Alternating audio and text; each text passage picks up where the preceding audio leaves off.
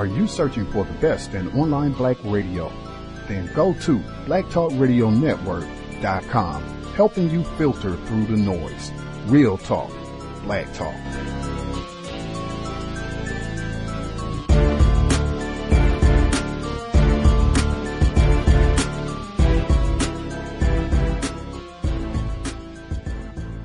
The internet is full of half-truths and all-out lies. We've all seen them, and many people on social media complaining about it. Here's your chance to show and prove. WorldAfropedia.com is a black-owned and operated encyclopedia. There are several thousand articles, but we need help. We can't uncover all the truth ourselves. So please, join us and become a writer, editor, or blogger for WorldAfropedia.com today. Every little bit counts. We owe it to the future generations to put the truth out there.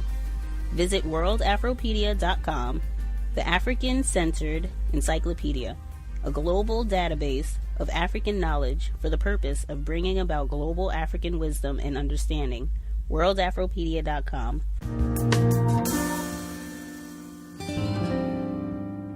Because the way you use the words give you a frame of mind of what you think about. Just the way that language is used. Because words guide your thinking. And then the thinking will guide your actions and your speech. Once you get that word formed in your mind, then you'll start thinking about the meaning of the word or the lack of meaning of the word. And lots of words have lack of meaning.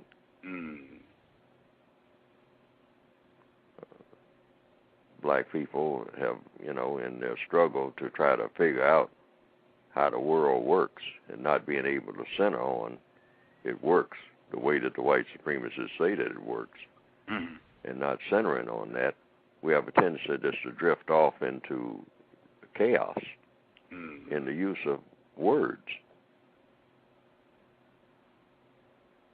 So we come up with words ourselves that have no meaning, even though they're supposed to have meaning. And even when it seems like they might have meaning, they don't have meaning because we don't give definitions to them. This was happening in the 1960s with, black pride. What does that mean? See, but before then, we had words that didn't even intend to have meanings. It was just supposed to be something that was peculiar to black people. Back in the 1940s, black people would sometimes greet each other with words like shoo-be-doo. Hey, man, shoo-be-doo. Shoo-be-doo. Then the hand shakes. And somebody would say, what does that mean? Oh, shoo-be-doo, man. Get with it. The oop to school.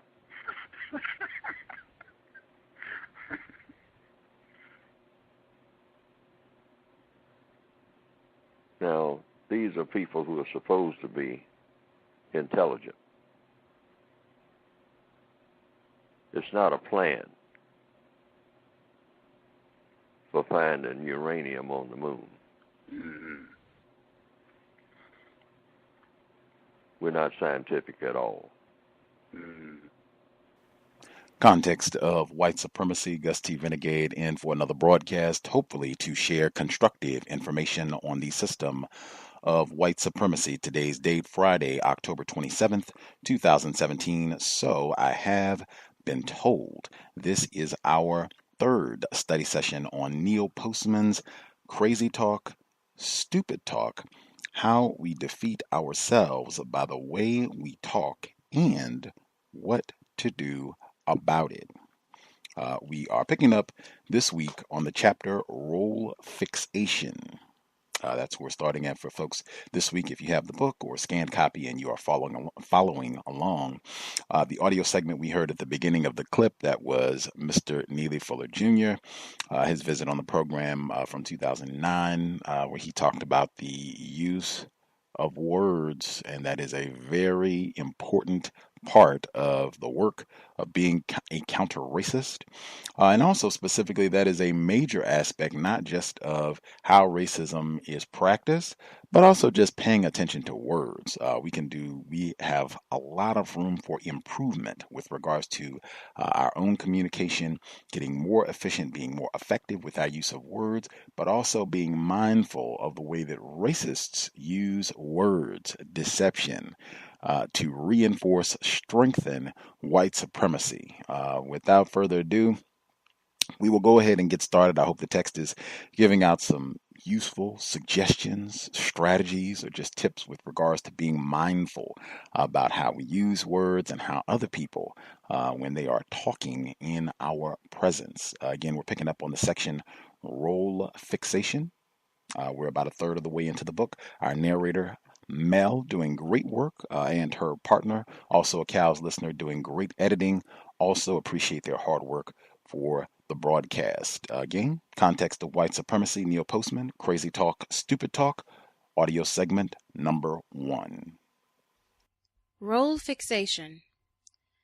How the religious faith and communication as a panacea got started is mostly a mystery to me, but I suspect it is related to the development of the true self industry, of which est, sensitivity training, and guruism are prosperous expressions. The basic assumptions of this industry is that buried beneath your fumbling and miserable exterior is a true self which, given half a chance, will shine through and delight the world. For a fee, it can be helped to do so, and you may even learn how to be your own best friend in the bargain. A related assumption is that what the rest of us observe you doing all the time is merely a form of role-playing, which can and ought to be overcome by the irrepressible authenticity of your true self. Apparently, it is possible to act like a grasping, lecherous, self-indulgent egocentric and still have a beautiful but invisible true self. This belief can be very hard on those around you, but it is, of course, awfully good for business. How your true self got these and what it is made of is not clear, at least to me. I have been told that a man named Abraham Maslow knows, or once knew, but I have found his explanations mysterious. In any case, the true self is obviously a metaphor, and, therefore, cannot be either verified or refuted. But I think that at least as reasonable as postulating a true self is to say that what we are is simply a composite of all of the roles we know how to play well and comfortably. In other words, we do not have a self, but a set of interconnected selves, which we resourcefully call upon as we move from one situation to another. By interconnected, I mean to suggest that there is an obvious consistency in the way we tend to play out each of our roles, as daughter, lover, wife, mother, student, worker, friend, etc. And this is consistency to which we give the name our character, or identity. When someone says, "That's not like you," we are being told that our handling of a particular role does not match, in tone, point of view, vocabulary, etc., our handling of other roles with which our accuser is familiar. If someone wishes to call this consistency our true self, I have no objection, but it is certainly not hidden from view. It is, in fact, the most visible thing about us. Of course, one may have a particular way of handling a certain role, say as lover, which is not open to public scrutiny and which, at the same time, is drastically different from the character of one's public performance. But there is no compelling reason to think of that self as being any more true than the selves the rest of us can observe. I do not mean to imply that all selves are of equal importance or prominence. To begin with, there is a self which seems to supervise our other selves. It is the quiet voice which tells us which self to call upon, and whether or not the right selection has been made. If we cannot get along without the idea of a true self, then I nominate the supervisor self for the post. It is the self to which we attach the name our judgment, or reason. Then, too, there are certain selves that simply play a more important part in the conduct of our lives than others. But the important point is that there is no such thing as a private self.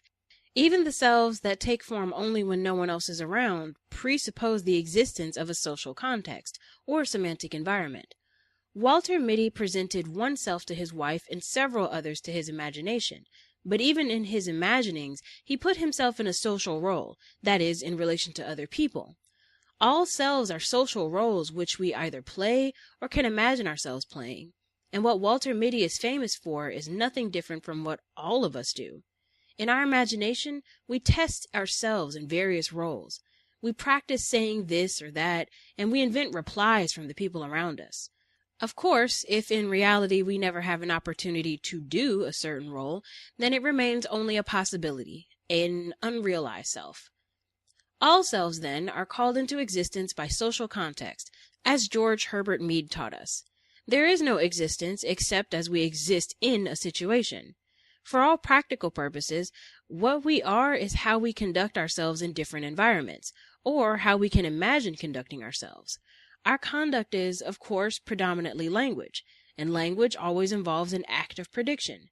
Every time we say something, we are hypothesizing a certain kind of response from others. If our remark is intended to call forth a warm and gracious response, but instead produces cold rejection, our hypothesis has been refused, and we must ask, where does the trouble lie?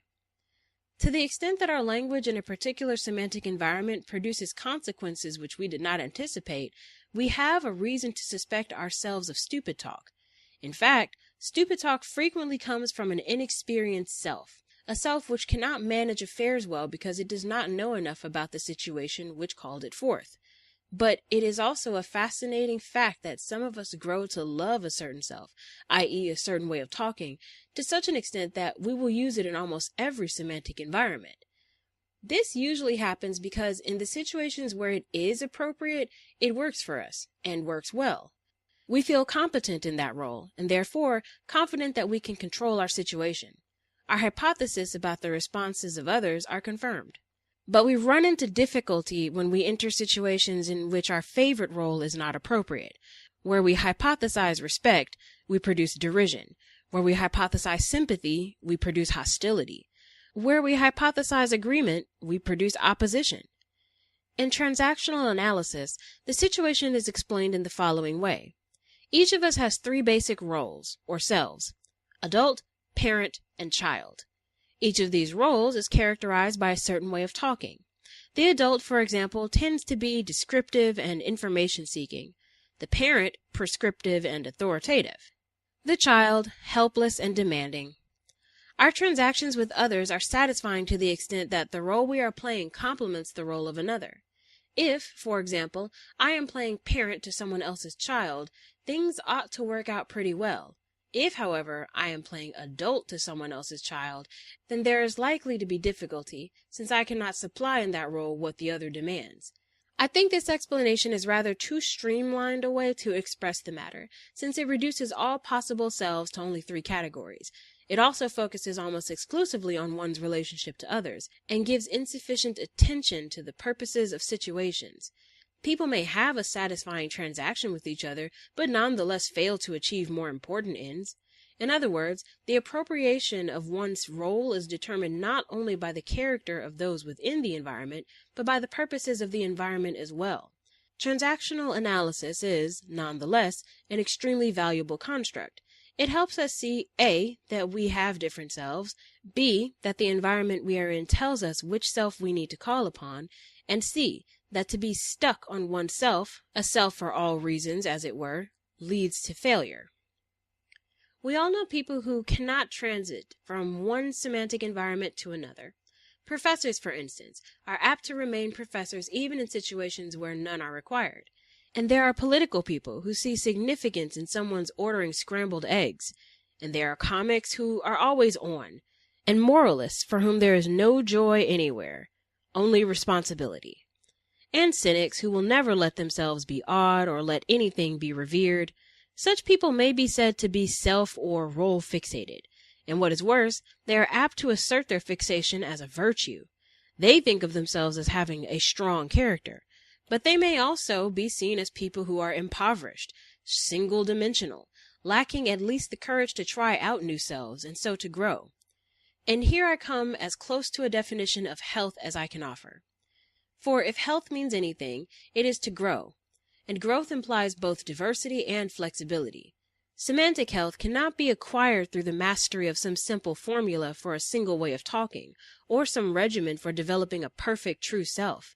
It is a measure of one's ability to move with competence through a wide range of semantic environments, and with conviction through an equally wide range of social roles. And this requires intelligence, experience, and the courage to experiment with new selves. It does not mean that one must be all things to all people, or have a self that is comfortable in every conceivable situation.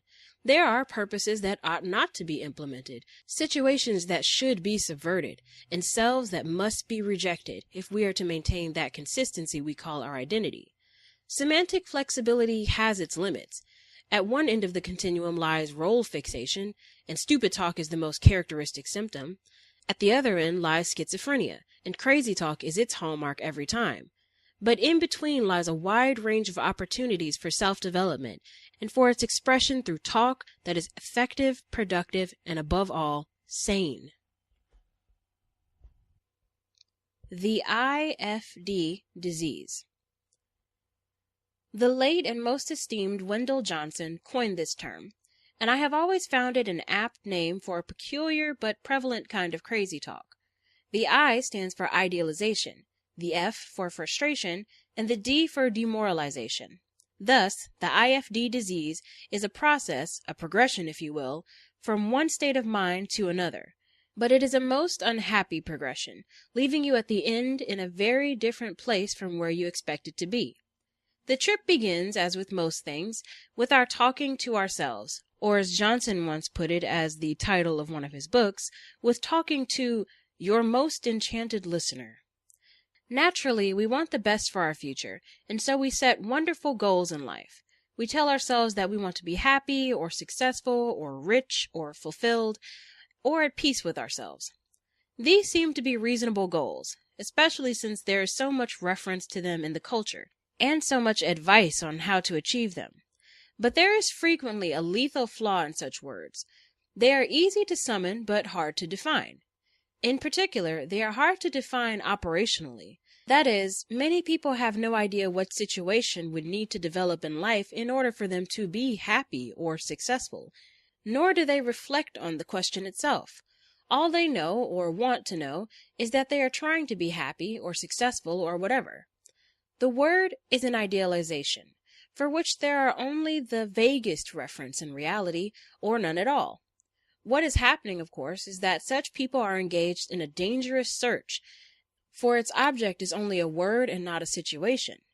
They begin their search full of hopes, but descend soon enough into the frustration and eventually into despair.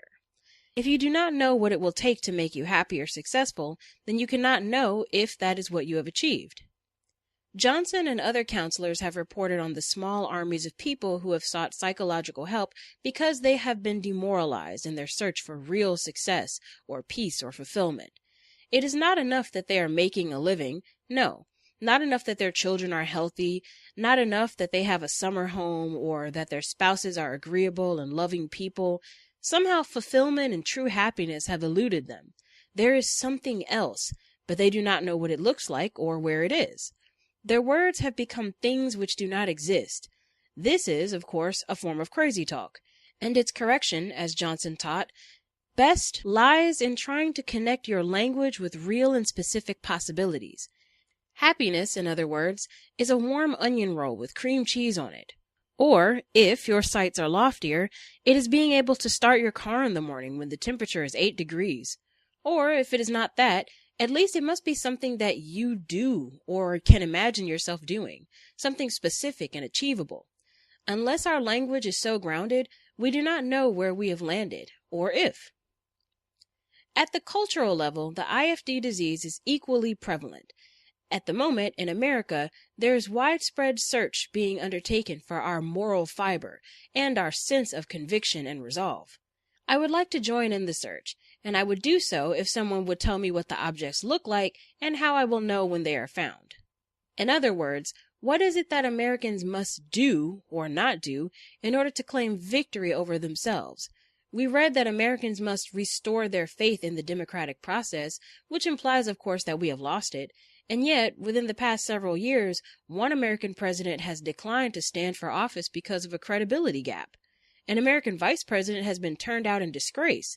Another president resigned because the press uncovered certain of his crimes, and the courts threw dozens of his associates in the slammer. Through all of this, the transfer of power has been orderly, and our present leaders are being carefully evaluated and criticized. Does this not reflect faith in the democratic process? Is this not resolution and conviction and moral fiber to boot? Perhaps not, but then what would be? I should say, finally, that in avoiding the IFD disease, one does not have to avoid setting goals, even those that would appear difficult to achieve. What Wendell Johnson was talking about is that the language of goal setting must be of this world, or else there is no goal. Model muddles. Let us suppose you have just finished being examined by a doctor. In pronouncing his verdict, he says, somewhat accusingly, "Well, you've done a very nice case of arthritis here." You would undoubtedly think this is a strange diagnosis, or more likely, a strange doctor. People do not do arthritis. They have it or get it. And it is a little insulting for the doctor to imply that you have produced or manufactured an illness of this kind, especially since arthritis will release you from certain obligations and at the same time elicit sympathy from other people. It is also painful, so the idea that you have done arthritis to yourself suggests a kind of self-serving masochism. Now let us suppose a judge is about to pass sentence on a man convicted of robbing 3 banks. The judge advises him to go to a hospital for treatment, saying with an air of resignation, "You certainly have a bad case of criminality." On the face of it, another strange remark. People do not have criminality, they do crimes, and we are usually outraged, not saddened by their doings. At least, that is the way we are accustomed to thinking about the matter. The point I am trying to make is that such simple verbs as is or does are, in fact, powerful metaphors which express some of our most fundamental conceptions of the way things are. We believe, for example, that there are certain things that people have, and certain things that people do, and even certain things that people are. These beliefs do not necessarily reflect the structure of reality, they simply reflect a traditional way of talking about reality. In his book, Erewhon, Samuel Butler depicted a society that lives according to the metaphors of My Strange Doctor and Strange Judge. There, illness is something people do, and therefore have moral responsibility for. Criminality is something you have, and therefore is quite beyond your control. Every legal system and every moral code is based on a set of assumptions about what people are, have, or do.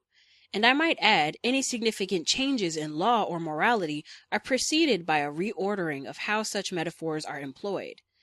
I am not, incidentally, recommending the culture of Erewhon. I am only trying to highlight the fact that there is a certain measure of arbitrariness to our ideas. And to the degree that we are unaware of how our own ways of talking put such ideas in our heads, we are not in the fullest control of our situation. In schools, for instance, we find that tests are given to determine how smart someone is, or more precisely, how much smartness someone has. If one child scores a 138 and another a 106, the first is thought to have more smartness than the other. But this seems to me a strange conception, every bit as strange as doing arthritis or having criminality. I do not know anyone who has smartness. The people I know sometimes do smart things, as far as I can judge, and sometimes do stupid things, depending on what circumstances they are in, and how much they know about a situation, and how interested they are. Smartness, so it seems to me, is a specific performance done in a particular set of circumstances. It is not something you are or have to measurable quantities. In fact, the assumption that smartness is something you have has led to such nonsensical ideas as over and underachievers. As I understand it, an overachiever is someone who doesn't have much smartness but does a lot of smart things. An underachiever is someone who has a lot of smartness but does a lot of stupid things. In any case, I am not prepared here to argue the matter through. Although I have not heard of them, there may be good reasons to imagine that smartness or honesty or sensitivity are qualities that people have in measurable proportions and that exist independently of what people actually do. What I am driving at is this: all language is metaphorical, and often in the subtlest ways. In the simplest sentence, sometimes in the simplest word, we do more than merely express ourselves. We construct reality along certain lines. We make the world according to our own imagery. Consider, for example, a straightforward question such as, "Do you see the point I am trying to make?" Why see the point? And why a point? Is an idea something you can see?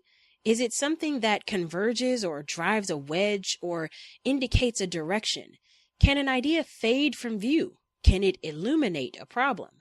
Can someone's ideas jump around from place to place? Can they be marched straight forward? Can they be marched forward in an orderly fashion? What is an idea anyway? A point, a light bulb, a jumping bean, a regiment? Well, ideas are all of these things and anything else we wish to make them, depending, I suppose, on how we construe the mind. Is the mind a dark cavern which is illuminated by ideas?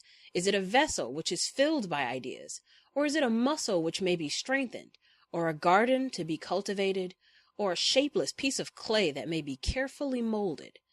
Obviously, there is no answer to these questions. I raise them to make plausible the idea that language is a design for living. To talk is to imagine a world of make-believe, to hypothesize that everything is like something else. A molecule is like a billiard ball, and a billiard ball is like a planet, and a planet is like a speeding rocket, and a rocket is like a bird, and a bird is like a leaf floating in the wind. Of course, our best poets and scientists are those who have created the most vivid and enduring metaphors. The Lord is my shepherd. Life is a stage. The universe is a great clock. The mind is a seething cauldron of emotions covered over with a thin coating of civilization. In poetry and science, such metaphors are usually called to our attention. They are, in fact, forced on our awareness by being placed at the center of what we are to consider, and they may be rigorously examined. But in everyday speech situations, we are apt to be unaware of how we are using our metaphors, and therein lies a source of considerable confusion. To begin with, in discussing the difficulties that our metaphors pose, I do not have in mind anything of the sort that English teachers usually worry about. For instance, I do not believe that mixing our metaphors is a great burden on human communication. It is all right with me if William Shakespeare wants Hamlet to take arms against a sea of troubles, or if anyone else wants us to run a tight ship while on the road to freedom, as I once heard a politician say. There is, to be sure, a certain impreciseness, if not an absurdity, in the muddled image, but it is not the stuff of which serious human problems are made. Nor do I feel that the absence of vivid metaphors in our speech, or the excessive use of clichés, dead as a doornail, will generate insurmountable difficulties. These are all matters of personal style, whose worst consequence will be a certain tiresomeness. What I am talking about, as always, is a semantic environment, and in particular, the way in which a situation takes on the aspect of something else. It frequently happens, in fact all the time, that people within a particular semantic environment will construe the situation in entirely different ways. That is, each constructs a different metaphor for what is happening. For example, I have observed that some people, upon entering a bank, will conduct themselves as if they were in a cathedral. Everything about their demeanor suggests that, from their point of view, there is something holy about the place, and the transactions that occur there. It would not surprise me to know that there are people who, inside a bank, summon exactly the same emotions they call upon when attending a Sunday service. Of course, people who work in the banks are apt to construe the situation as something entirely different. Let us say, for instance, a department store. Now, if one man thinks he is in a department store and another man thinks he is in a church, their interaction will be exceedingly curious, and the former will have a heavy advantage over the latter. This is why bank executives go to such great lengths to create and maintain an atmosphere of sanctity in their banks. This is achieved through the bank's architecture, its interior design, the clothing and uniforms worn, and the language used. No one, for example, talks loudly. When people converse with tellers, they speak as if they were sharing a confidence, even making a confession of some sort. One bank I know very well provides organ music throughout the day, and once I had the rare privilege of being there when the main vault was opened. This scene, including the responses of the customers, reminded me of nothing so much as the opening of the Ark to remove the Torah.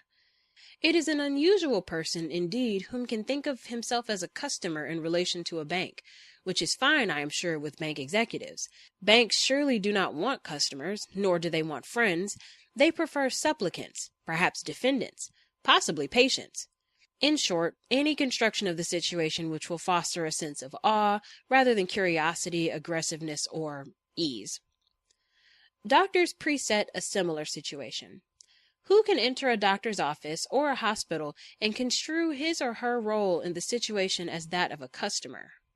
Many people I know are apt to think of themselves, when sitting in the doctor's office, as a student who has been called upon to explain some difficulty to the principal. Such patient students are reluctant to take too much of the doctor-principal's time. They do not address him by his first name. They do not ask questions. They are eager to do exactly as they are told, and if the doctor tells them that he can see something wrong with the ear of which they have complained, they are apologetic about having mentioned it in the first place. Doctors, of course, go to expensive lengths to generate and sustain such a metaphor. Their offices, for example, are designed to create exactly the same sense of mystery, anxiety, and guilt that a school principal's office invariably does. You are summoned when the doctor is ready, not when you are. And if the doctor summons you 1 hour and 20 minutes later than your appointment called for, he does not apologize. Why should he? If you had not screwed up in the first place, you wouldn't be there. Then, too, the doctor's decisions are, like a principal's, always mysterious, or at least vaguely arbitrary. From a student's point of view, staying after school is a punishment that bears about the same relation to the nature of his offense as a GI series does to the nature of the patient's offense. You submit to it because you have been told you must, but it is never quite clear as to how you will be improved by the procedure. What happens in a bank or a doctor's office is not different from what happens any place else. Every semantic environment is protected as being something other than it is. There is no mental aberration. Metaphorizing is the principal means by which we think. The process is roughly the same for all of us, although the content will vary from individual to individual. To one man, the army is a prison. To another, it is an organized religion. To a third, it is a sporting event. To one teacher, the classroom is a criminal court. To another, it is a projection of his own home. And to a third, it is an institute for working through his own psychological problems. Naturally, what we have construed a situation to be will determine how we conduct ourselves. The teacher who thinks he is in a psychiatrist's office when he enters a classroom feels, says, and does different things from one who thinks he is a judge or a surrogate parent or a top sergeant or a stand-up comic. This is obvious enough, and individual differences in metaphor projection need not be a problem except under certain conditions. As I mentioned before, the first and most obvious of these conditions is when two or more people within a semantic environment have constructed different and incompatible metaphors of the situation and are largely unaware of what is happening. For instance, in marriage, it frequently happens that the male partner, an interesting metaphor in itself, construes the situation as his fiefdom, his home being his castle, and his wife and children being vassals subject to his authority. There is no problem here if wife and children construe the situation in a similar way. After all, feudalism worked tolerably well for centuries. In any case, where two people function within the same metaphorical framework, there is a minimum of conflict, and I suppose that is what Eric Berne means by a complementary relationship. But if the wife construes the situation, let us say, as a capitalist enterprise, with enlightened self-interest as the central idea, her behavior will frequently appear unreasonable to her husband, and his, in turn, unreasonable to her. Not all conflict, of course, is traceable to incompatible metaphors, but it is useful to assume that much of it can be. By incompatible, I mean two metaphors whose implied roles and rules are so incongruent that the reasonable actions of one person will inevitably conflict with the reasonable actions of another. The doctor who thinks of his profession as a priestly craft will naturally think his parishioners arrogant if they ask too many questions or seek to penetrate the mysteries of his ministrations. The patient who thinks of himself as a customer will naturally think of the doctor as an arrogant businessman who has insufficient respect for those on whom his income is dependent. Both seek a good relationship, but they will not achieve it. A problem may also arise when someone constructs a metaphor whose configuration nowhere coincides with the realities of any actual situation in which he finds himself. The technical name for such a process is paranoia. Mental hospitals are a good place, although not the only one, to find people who have constructed metaphors which bear no relationship to any possible situation. For example, people who imagine they are saviors, czars, spies, or movie stars. Their problem is not that they think they are such exalted personages, but that other people do not. You are crazy only when nothing and no one in your environment will lend support to the metaphor you have constructed for yourself. If, however, you are in a situation where other people are willing to act as if your metaphor is plausible, you are quite normal. For example, the late General George Patton apparently believed, with as much sincerity as your average lunatic, that in a previous life he had been a commander of some sort in the Roman legions. Since this belief did not hinder him in his work, in fact added something to it, and since few people he came into contact with were in a position to dispute it, Patton is usually thought of as a national hero. There are differences, of course, between people who believe that they are an emperor and those who merely act as if they are. The main difference being that the former will always perform as an emperor, while the latter will only do so when the environment assists in sustaining the performance. Which leads to still another problem with our metaphors. There are some of us who tend to become fixated on certain metaphors. Our problem is not that we have obliterated the distinction between metaphor and reality, but that we cannot seem to generate a rich enough mixture of metaphors with which to interpret reality. For example, some people see almost every situation as a contest in which they are players. Their object, naturally, is to win, or at least avoid losing. There is no doubt that, in many situations, politics, for example, or business, such a metaphor is useful in helping people achieve their purposes. There is, after all, a certain structural correspondence between the rules of a game and the rules of politics and business. But the metaphor becomes ludicrous when it forms the basis of relationships in, for example, lovemaking, praying, learning, or caring for one's health. The patient who, upon being asked by his dentist which tooth troubled him, replied, "You're the dentist, you tell me," is using an adversary, contest metaphor, which will do neither him nor the dentist any good. The automobile driver who is insulted by being passed on the road, and the student who will beat his teacher out of an A without having done any of the work personally, are perhaps more realistic examples of someone's projecting a game metaphor onto a situation that calls for something quite different. Why people get stuck within the boundaries of a single and singularly inappropriate metaphor is difficult to say. Sometimes, no doubt, it has to do with the circumstances of our upbringing. You may call it one's life script, if you will, but the point is that, to some people, life is no picnic. It's a struggle, a battle, a game with winners and losers. From this metaphorical premise, all the sub-environments which comprise life are viewed as varying forms of competition: marriage, education, friendships, religion, etc. But sometimes our inability to choose from a variety of possible metaphors has to do with the fact that someone else in an environment has forced us to accept his or her metaphorical construction. Take the case, for example, of a student who finds himself in a situation where everyone else, administrators, his teachers, his parents, administration officers, construe school as a competition. You know the joke, I'm sure, about the student who proudly shows the father a test paper on which he received a 97. The father says, "Who got the other 3 points?" In order to survive in such an environment, the student must view matters as they do. There are environments, however, in which an individual, being aware of the metaphor controlling the situation and wishing to change it, can be effective. If patients want doctors to stop acting like God, I have heard a doctor say, then they must get off their knees. In other words, a certain measure of compliance is required to make a metaphor work. If you refuse to be a contestant or a recalcitrant child or a supplicant or whatever is demanded, you can sometimes force everyone in a situation to reconstruct it along more suitable lines. In summary, then, we may say that every semantic environment is controlled by metaphors, frequently hidden from the view of those who have created them, but through which people interpret the meaning and value of what is happening. Where people have a roughly similar construction of a situation, whether they see themselves in a prison, in a race, in a hospital, in a court of law, in a church or whatever, the environment will function with a minimum of disruption.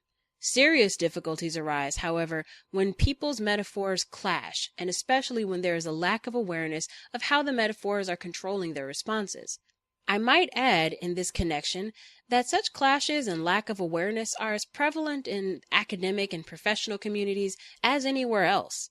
For instance, in the extraordinary book Models of Madness, Models of Medicine by Miriam Siegler and Humphrey Osmond, there is an excellent depiction of the current confusion in the psychiatric profession over the question, which metaphor ought to be used for madness?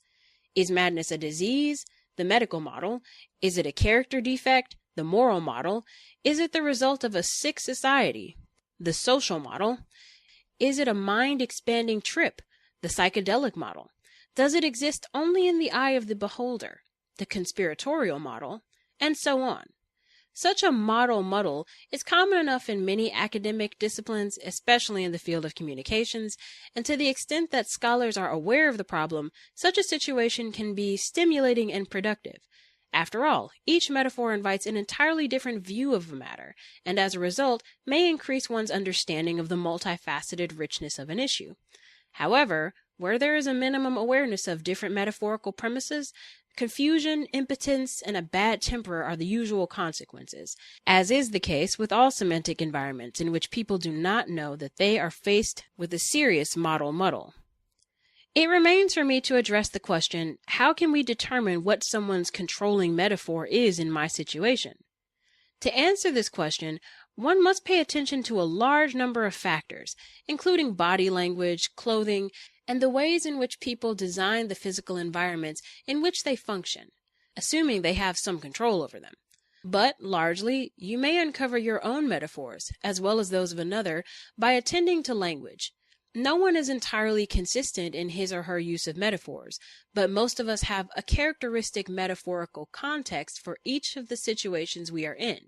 For instance, one teacher I know has obviously construed his classroom to be a military situation of some sort. He calls his students his troops, and they are forever attacking problems. When students are absent, they are AWOL, and he and his troops together are in a war against ignorance. I am not implying, incidentally, that this metaphor is necessarily inappropriate. His students appear to accept it, and not only cover a lot of territory, but advance on all fronts. Many businessmen, I have noticed, are equally consistent in their development of another metaphor, people as machines. In these situations, people have outputs or organization breakdowns. Feedback is sought after, and the office gets to really humming.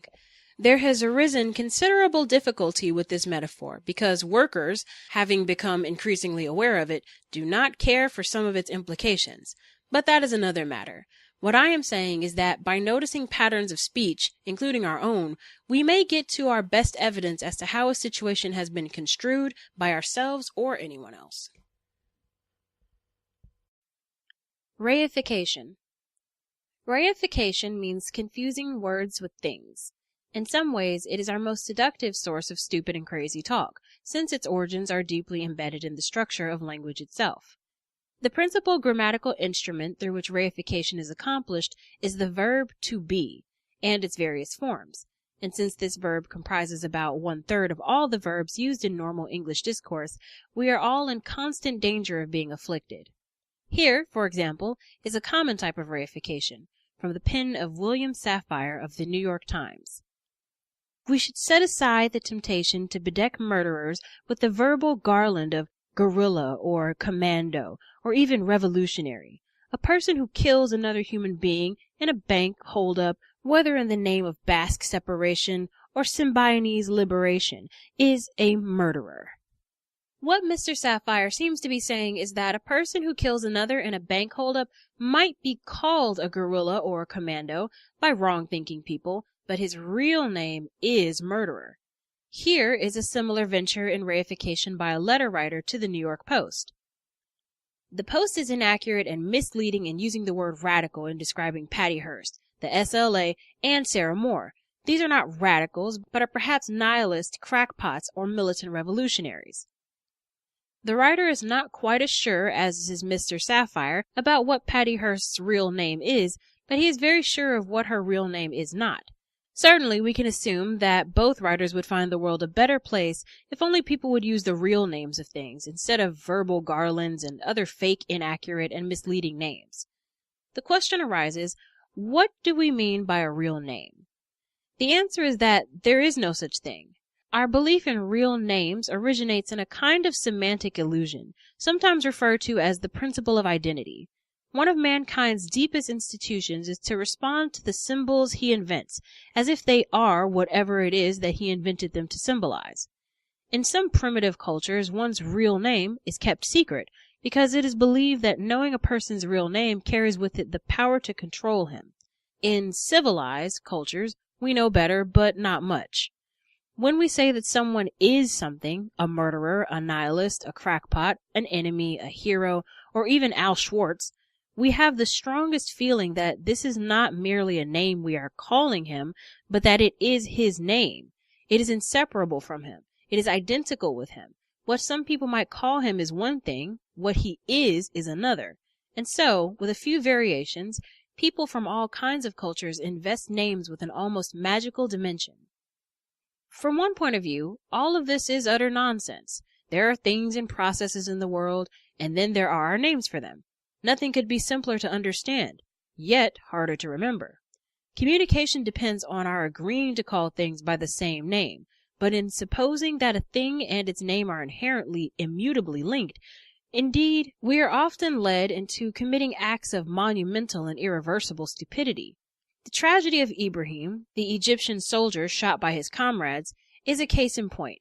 There's a vast difference in how people behave when they are told one who does not know the password is the enemy, and when they are told, for the purposes of this situation, we will use the name enemy for those who do not know the password. The latter helps to remind us of the special purposes for which we have chosen a name. It reminds us that we have chosen the name, and that we may choose another as circumstances require. It reminds us, in short, that a name is a conscious act of human ingenuity, not an act of nature. Without this sort of understanding, we can block ourselves from knowing exactly what we and others are talking about. Mr. Sapphire, for example, is pulling the wool over our eyes, and possibly his own in the remarks I have quoted. The only non-stupid translation I can make of his statement is as follows.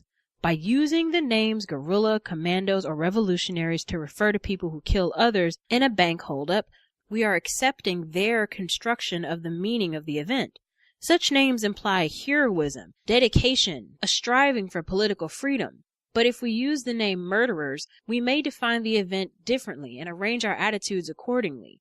In using the name murderers, we reject the relevance of political motivation, and we set aside any considerations of heroism or dedication. And so, Mr. Sapphire is saying, I want you to use my word, not theirs, because I want you to see these events the way I do. So that my own bias is clear, let me tell you that I accept Mr. Sapphire's name, murderers. But in doing so, I fully understand that I am expressing my own political and sociological constructs, and do not, for a moment, believe that murderers are what these people really are. Mr. Sapphire, however, by implying that murderers is what they really are, blurs our understanding of what he is asking us to do. For in the guise of telling us what is real, he is only telling us what he believes to be politically desirable. This might be seen a bit more clearly by Mr. Sapphire if I could get him to read the following paragraph, which I have just made up.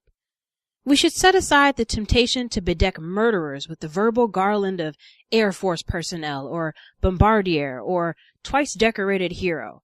A person who kills another human being in a bombing attack, whether in the name of the domino theory or capitalism, is a murderer. I think Mr. Sapphire would object to this. He might say, but a bombardier is not a murderer. To which I would say, a bombardier isn't anything. He may be called a murderer or a hero, depending on what the name caller wishes us to feel or to see. In other words, Mr. Sapphire is asking us to see and evaluate events from the perspective of his sociological construct. That is all there is to it. But it is difficult to know this from the manner in which he has expressed himself.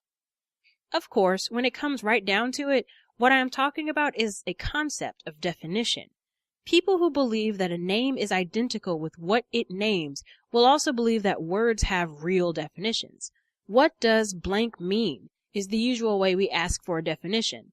The very form of the question is responsible, I believe, for the peculiar paralysis, to quote I.A. Richards, that the mention and discussion of definitions induce.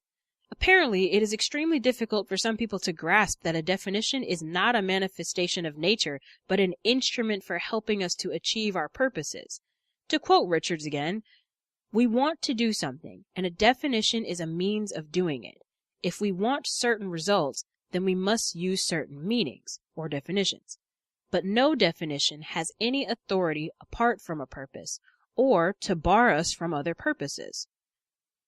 This quote is, of course, a definition of definition, and you are entirely free to reject it. But consider that Richards, in defining a definition in this way, is trying to show us that our meanings are inseparable from our purposes, and that the idea of a real meaning is a snare and a delusion. His definition, in fact, is putting forward a different sort of question from the one we are accustomed to asking. Richards is suggesting that whenever someone defines a word or state of affairs, we are obliged to ask not, is he correct or incorrect, but rather, what purpose is served by his using this definition? If William Sapphire wishes to define an urban gorilla as a murderer, that is his privilege. And if Patty Hearst wishes to define a bombardier as a murderer, that is her privilege. Our responsibility is to determine what they hope to gain from us by doing so. All of this makes understanding each other rather more complicated than we would wish. If only there were some place where the true and real definitions of our words could be found. We could go there, study, and return confident that we are right in the way we use our words. But there isn't. So we are left with what I call things and with what you call things, and we live in hope that we can find people to talk to who call things by our names for them. Of course, we hope that in simple matters there will be a high degree of name agreement, even among people whose psychological or political or sociological biases are quite different. A cigarette ought to be called a cigarette by anybody, and Saturday ought to be called Saturday and not Monday, and December 30th ought to be called December 30th, or how can we get on with life? Well, even in these matters, we might well pause for reflection, as the following edict from the Prague government will suggest. Because Christmas Eve falls on a Thursday, the day has been designated a Saturday for work purposes. Factories will close all day, with stores open a half day only. Friday, December 25th, has been designated a Sunday, with both factories and stores open all day. Monday, December 28th, will be a Wednesday for work purposes. Wednesday, December 30th, will be a business Friday. Saturday, January 2nd, will be a Sunday, and Sunday, January 3rd, will be a Monday. One of the reasons this is so hilarious is that it gives us a glimpse of what things will be like when the world starts, finally, to go completely mad. It shows us a semantic environment starting to come unglued, for without some reasonable stability to meanings, our fundamental notions of what is reality become too fluid to be usable. And yet, there is, from my point of view, something admirable about this ridiculous attempt at redefinition by fiat. It is an example of people trying to master their own symbols rather than be mastered by them. The opposite of this edict is the case of the calendar reform, which took place in 1752. In order to realign the calendar to coincide with the astronomical facts, the British government decreed that September 2nd would henceforth be September 14th. This decree was followed by a great hue and cry from the public, which held that such a change would deprive everyone of 11 days of their lives. That is an example of stupid talk, not unlike the reasoning of a person who, upon being told that the thermometer outside the window read 98 degrees, remarked, "No wonder it's so hot." or the person who thinks that pigs are called pigs because they are so dirty, or the person who thinks that murderers are murderers because they are murderers. To reify words is to invest them with sacredness, and therefore to reverse the relationship that they may reasonably be assumed to have with reality.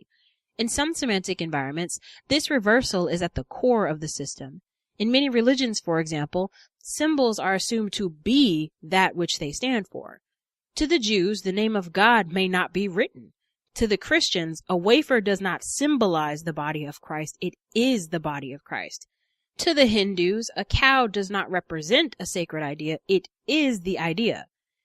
In the face of this, I do not speak unconditionally against reification. It well may be that it is the basis of all sacredness in life, and in some respects, the world surely does not suffer from an excess of sacredness. For where there is little sacredness, there is also very little order. But in other respects, the world does suffer from an excess of sacredness, a greater devotion to words than to the realities they refer to. People kill over words, over how things should be described. He who does not have my word is my enemy. And so, in the end, reification is a blessing and a curse.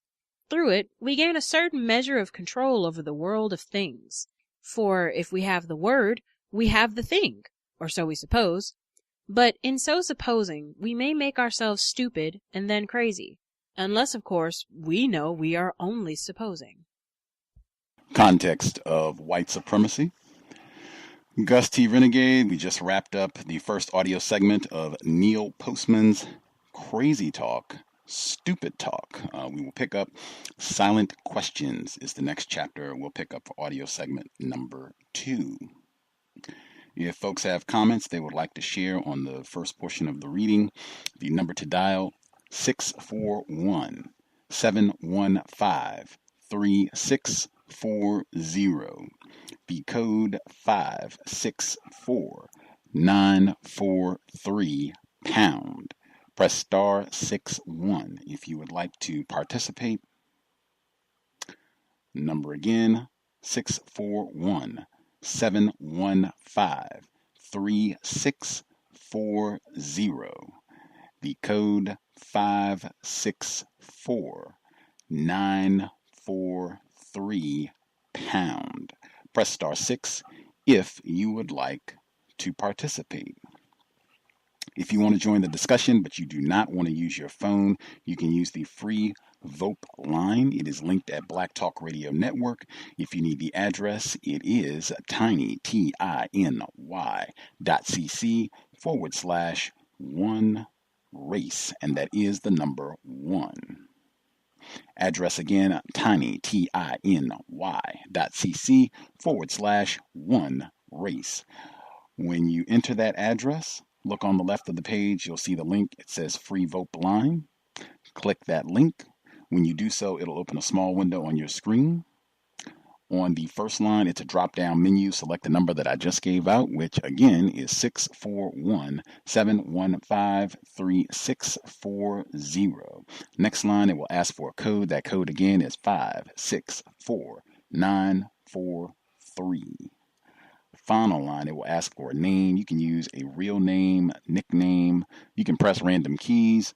Whatever you're comfortable with. Once you get all that information entered, click the green button at the bottom. It will connect you to the broadcast. You should be able to hear us live.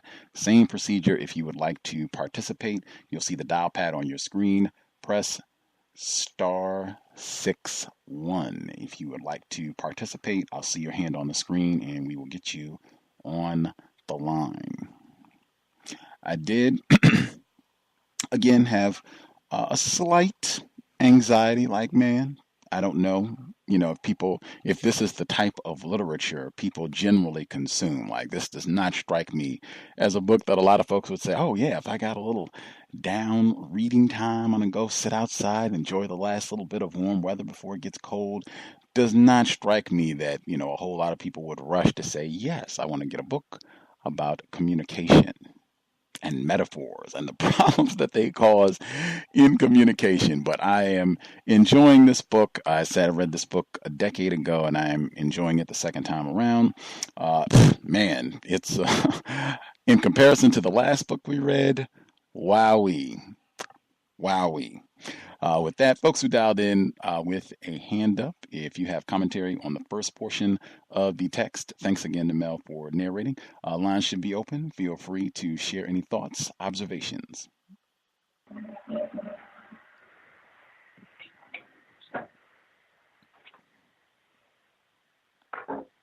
Yes, may I be heard? Yes, sir. Oh, greetings, Gus. Greetings to the other callers and listeners. Man, that's quite a bit of information that we covered. Yeah, quite a bit of reading. But what got me is the first part of the reading in the role fixation when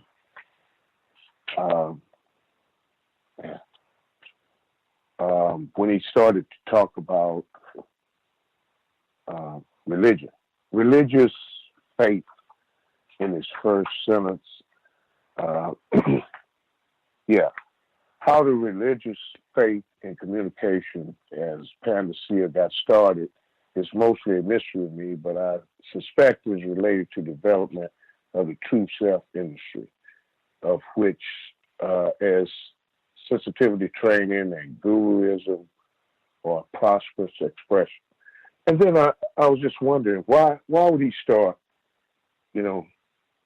this chapter off with that sentence, and then thought about it for a little bit, and then I guess spirituality or a form of religious endeavors would cause one to think about, himself or a true self. Before you can begin to break this stuff down, I guess you would have to know who you are. And then he mentioned Maslow. I guess he was referring to the hierarchy of needs, where self-actualization would be a full realization of one's potentials or his true self. But if you know anything about that, then very few people would probably end up in that position. But then he goes on to talk about, excuse me, metaphors, and that it cannot be verified or refuted. So if we're going to form a basis on what we're going to start talking about, you have to know who you are yourself.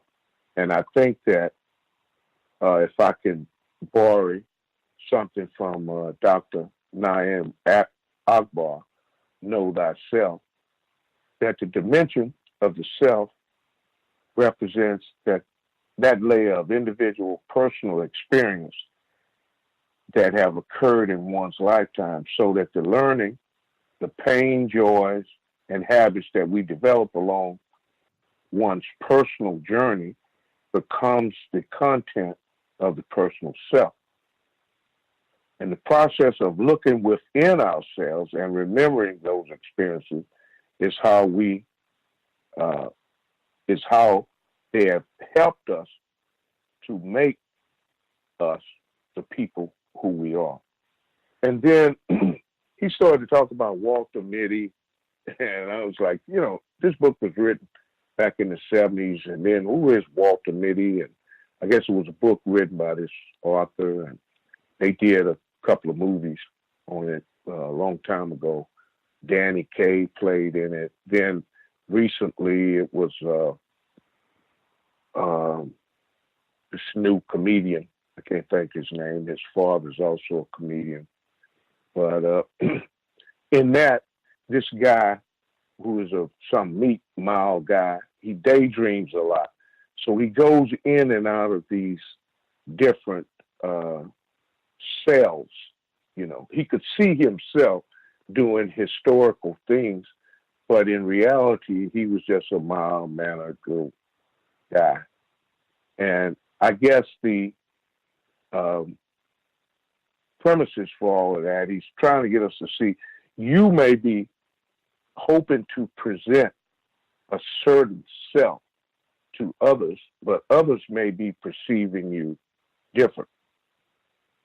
And then on page 115, in our imaginations, we test ourselves in various roles. We practice saying this or that, and we invent replies from people around us.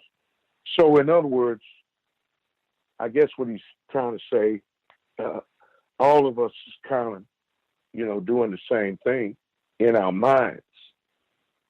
But is the person, the true self that you want to come out in that particular semantic environment, is that actually happening, or is something else actually being presented? Then he got on to the IFD, which is the idealism, the frustration, and the demoralization, which is like a process. And I think that by him mentioning this guy, what was his name? The Wendell Johnson. That's exactly what Wendell Johnson was all about, because he was part of what they term now as the monster experiments, where he took these young kids aged from 5 to 15 and did experiments on them, telling them he was doing an experiment on stuttering. He himself stuttered a lot. So I guess he was trying to solve that problem of speech therapy. But in turn, he actually ruined these kids' lives. And he was working out of the University of Iowa, I believe, and the university was responsible for settlements of at least 6 of those kids. But, it went from, idealization, trying to do something good, to being frustrated and then being demoralized in the end, because he did do some work, I guess, but at the expense of some orphan kids that were, talk about consent. They wasn't able to give consent, so he actually mistreated them in a terrible manner. I guess we know about the Johari window, how we look at ourselves and how others look at us, and 129, he was talking about, these are my last comments, 129,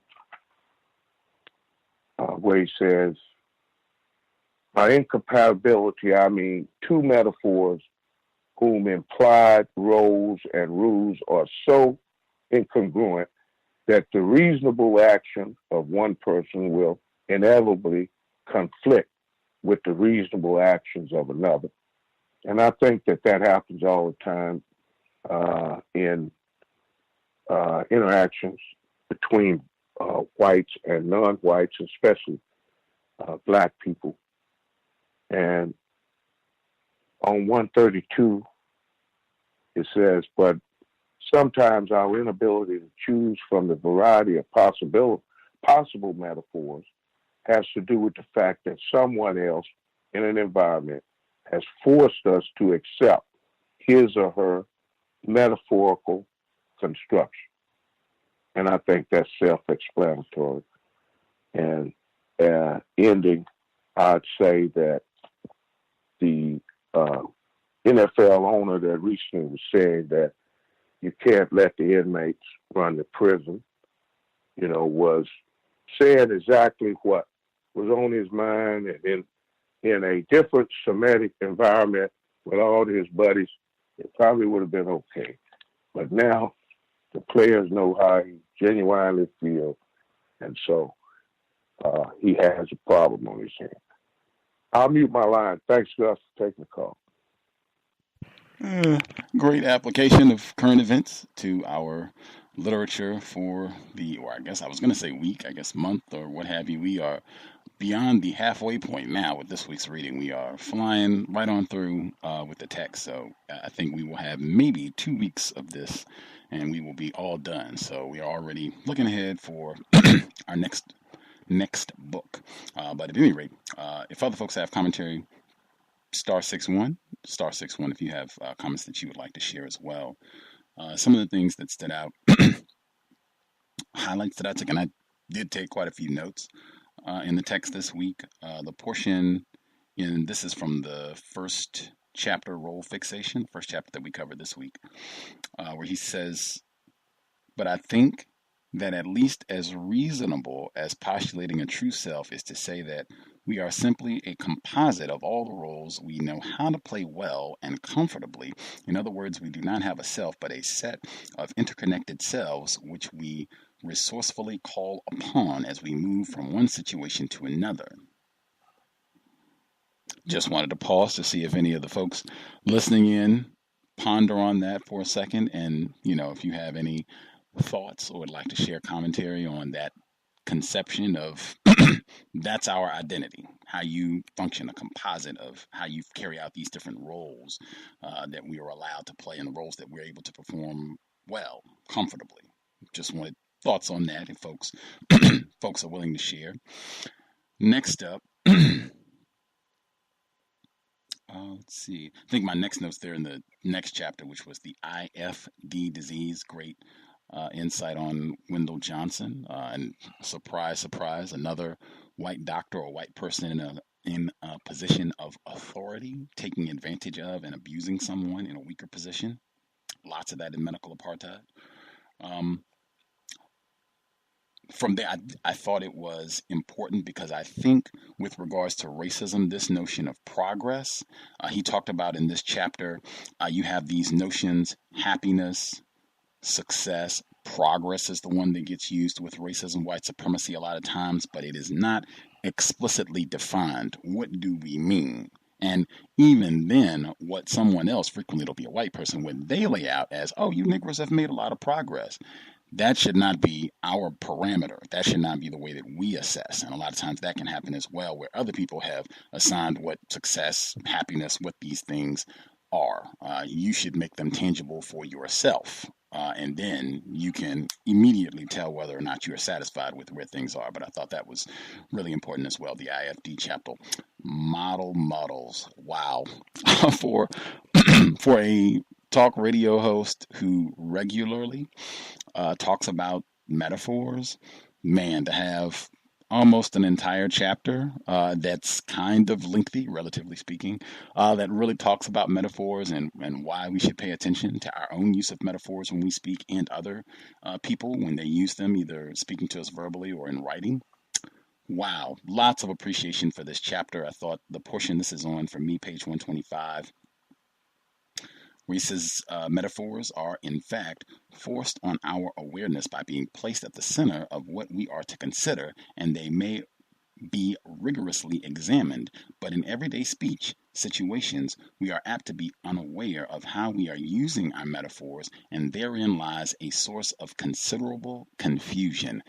That is the case on a regular basis. I do say the same thing that I'm going to say tomorrow evening on the compensatory call-in, that I think often whites, racists, I think often they are much more aware of these metaphors and how they can control your thinking, where you're not even aware of how you're thinking, your behavior even, with just the way that we're going to use language to talk about and think about the environment that we're in, or the role that you have, the role that I have, and how we're supposed to, conduct ourselves here. I think racists, generally speaking, are much, much more aware of that than non-white people. That's why I pointed out, again, you hear that tomorrow, you'll hear on the compensatory call-in.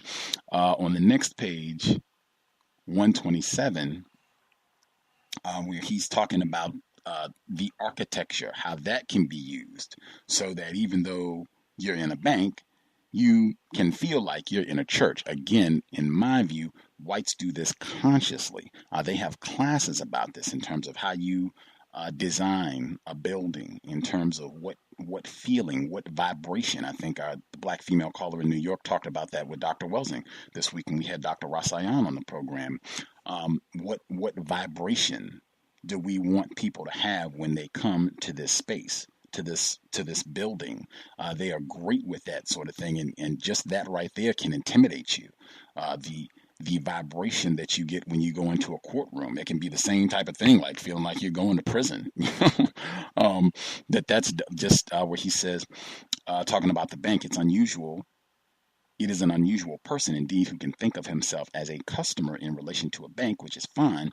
I am sure with bank executives, banks surely do not want customers, nor do they want friends. They prefer supplicants, perhaps defendants, possibly patients. In short, any construction of the situation which will foster a sense of awe rather than curiosity, aggressiveness, or ease. And I think it's whites in invariably in almost every situation, whether it's a bank, a school, a hospital, a courtroom, your house, whatever the situation happens to be, they're constantly trying to use words and get you in a position where you are functioning from a sense of awe rather than curiosity, aggressiveness, or ease that is consistent. And generally, when you're not curious, you're not asking questions. You're not processing with logic to see if what's being said even makes sense.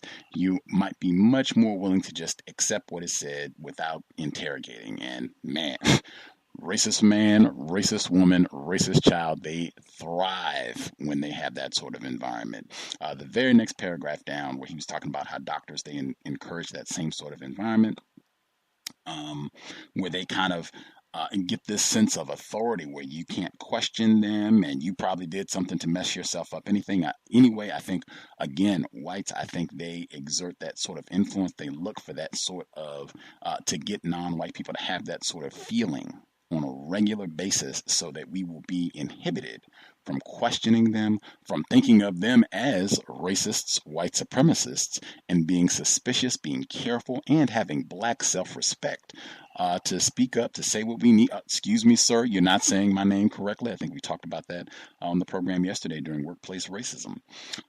Next up on 131, where he says, our problem is not that we have obliterated distinction between metaphor and reality, but that we cannot seem to generate a rich enough mixture of metaphors with which to interpret reality. For example, some people see almost every situation as a contest in which they are players.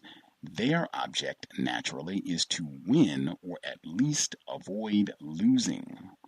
I thought, in my view, he was talking about not a contest, he was talking about a race. That is white people. And Dr. Welsing, she has that whole section in her book where she said that is the way, that is the white mindset, the worldview of every situation is a contest, a race, a competition with the dark people on the planet. That is the perception, and that this is white genetic survival. That you will see that come up over and over and over and over. That this everything with regards to other people, particularly dark people, has to be adversarial. It is some sort of competition, and sometimes it's even pitted as mortal combat. This is some sort of duel or fight to the death. Dr. Welsing talked about that explicitly in the ISIS papers. Let me stop, make sure I'm not missing other folks. If they have a hand, caller at 4757. If you had commentary you wanted to share, you should be with us.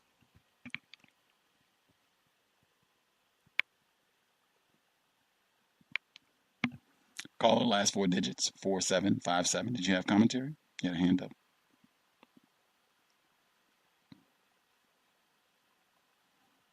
Perhaps they are just listening. If you hit your mute button, or if you're in an area where you're not able to speak, I guess once you get to an area where you can speak, let us know, and we'll get your commentary as well. Oh, can I be heard? Oh, yes, ma'am. Our narrator, Mel. Yay. Okay. So in the section role fixation, I like the emphasis on not guessing, unless I'm one chapter ahead. I like the emphasis on guessing other people's answers before they even hear your question. I've kind of taken to basically asking anyone in any office I have to go to for any kind of assistance, how does this office work? What's the purpose of this office? what's the appeal process? I just start asking as many questions. But one of the questions I always make sure to ask is, like, how does this whole thing work? How is this situation I'm trying to achieve? How is that supposed to work? How does that normally work? And things like that. In the next section, model muddles, I think they mentioned a book called Erewhon, and I've never read it, but the idea of being like punished for your health issues, I guess I think it's a fictional book where you get punished for some sort of health issue, or the health issue you have becomes a crime, basically. I thought that was an interesting one. I've heard of people before talking about smoking in this manner, like firsthand lung illnesses from smoking as opposed to secondhand, get kind of two different types of sympathy. Well, one gets more sympathy than the other, I've heard. It's just, I guess, food for thought. I agree with your point about the role of architecture in mentality. I have a case example. My school actually has a huge open floor cafeteria, and it has it's open floor, it's high ceilings, it's really big windows. And while it lets in a lot of light, having to heat and do air conditioning on that whole huge just ceiling space that no one's using is actually not economical. Especially when you have a two-story building that's basically being used as a one-story building. But it was designed for that purpose. It's designed to be having echoing sounds coming off the walls and be very church-like almost. There's lots of artwork there and everything. And I'm reminded of someone who talked to me before. Actually, I have relatives who've been in projects. But when they talk about projects, they talk about this building that's made with as many tiny rooms as possible to cram as many people in there as possible. And it's definitely not designed for a family. Like if you were a single person living in a small apartment in New York, not the same thing as being priced out or, credited out of, being able to get a better apartment. So when entire families are kind of forced to live in these designed to be smaller projects, and the walls are paper thin, so you can hear everything that's going on next door, and they can hear you, and their baby crying at night keeps you awake, and just, their argument, all of your arguments all over the place because everyone can hear it. I think that creates a certain mindset and environment, and I just think that whole section about architecture just really spoke to me because I like to look at architecture myself. In the same section, I think he says at some point that if you refuse to act in accordance with the environment and the situation that's set up in the environment, sometimes it forces the environment to change. And I was thinking that reminds me of certain workplace situations where, if you kind of start doing A, B, and C, sometimes it kind of leads to everyone around you having to change to adopt to your new way of acting. Like, I'm not going to be messy. I'm not going to gossip with you and all that sort of stuff. I've actually kind of encountered that in a workplace situation in the past. And it also reminds me that refusing to act in accordance with the environment, that's the kind of the basis of what it seems like the legal system is made of. Like, our laws are kind of just a lot of codes that are adopted to what seems to be constant disobedience by civilians, by people. I guess civil rights would kind of be one example, but there's a lot of examples to choose from where people not acting in accordance with an environment creates a code that they write down in a book called a book of law, I guess. And then in this last section, I really like the idea of reification. I guess that would mean, to me, reinvesting in a word. Not I guess you could colloquially say it as taking it back, but to reinvest in a word to kind of put strength back into a word that you're going to constantly use or other people are going to constantly use. I thought that was a really cool idea. I'm kind of curious to see maybe more examples of that. That was all my comments so far. Appreciate that, Mel. Excellent job with the narration. The caller at, last four digits, 8599. 8599, did you have commentary you were going to share? Yes, good evening, Gus, and all the callers and listeners. I'm calling because I tend to use a lot of metaphors, and I when an interaction with Caucasians, I notice they have me repeat what I said to try to trip me up. And because I wasn't coded, I didn't have a code in dealing with Europeans, I noticed that I would come away from the conversation always harmed. So my question to you is, how can I overcome my inability to speak without using a lot of metaphors? Interesting question. Well, I think number one, since you've recognized that this is something that you want to work on, you can just be mindful. You can be mindful of your speech. I think just already raising the question, you saying, hey, this is something that I want to improve on. This is really just going to come down to you being mindful of your speech. And it just takes discipline and really paying attention and even taking time. That's something that I started to do when I started studying counter racism and saying I want to be more precise when I speak about racism. I don't want to just come out because I'm talking to somebody and they're saying white privilege or person of color or discrimination or prejudice, and I just start using those terms because they're using those terms, or they don't like the terms that I'm using. He talked about that too, or they don't like the definition that I have or the terms I have. I wanted to be more consistent. So it just took being disciplined, being mindful of what I said each time out. And like I said, just stopping, pausing for a moment before you speak. You can just take a few seconds to just kind of gather your ideas or whatever it is that you want to say. You don't have to think of every single word, but you can just kind of think out, okay, this is generally what I want to speak to or the question that I want to ask and roughly how I want to present it. And you can kind of think, and while you're taking that time, you can think of presenting it in a way where I'm not using a metaphor to explain my concept. Like, I don't know what field of work you're in, but just thinking this is not going to be something where I'm relying on, the typical types of metaphors or explanations. I'm going to try and be explicit. I'm going to be precise exactly to what I'm talking about. And that might mean that you say less. It's been my experience. If you're speaking explicitly to what it is that you want to say, you can sometimes be more precise. You can, minimize the words as opposed to having to give a long, dragged out metaphor that may or may not explain what you're saying. But a lot of it's just going to come down to discipline, paying attention to what you say. You recognize if you make a mistake and okay, I used a few metaphors that time, I'll try and get better, but just paying attention to your language, particularly on the job, and just making an effort to get better. It's something you can improve at. I think anybody, if you put that time in, you can improve at it. Yes. Yeah, I'm a truck driver, so I don't really interact with people that much. And when I do, it's like the basic conversations that I have with people, that you generally have with somebody. So I'm going to work on that. I'm going to call in more often. And I'm going to work on that. And I appreciate the answer, Gus. For sure.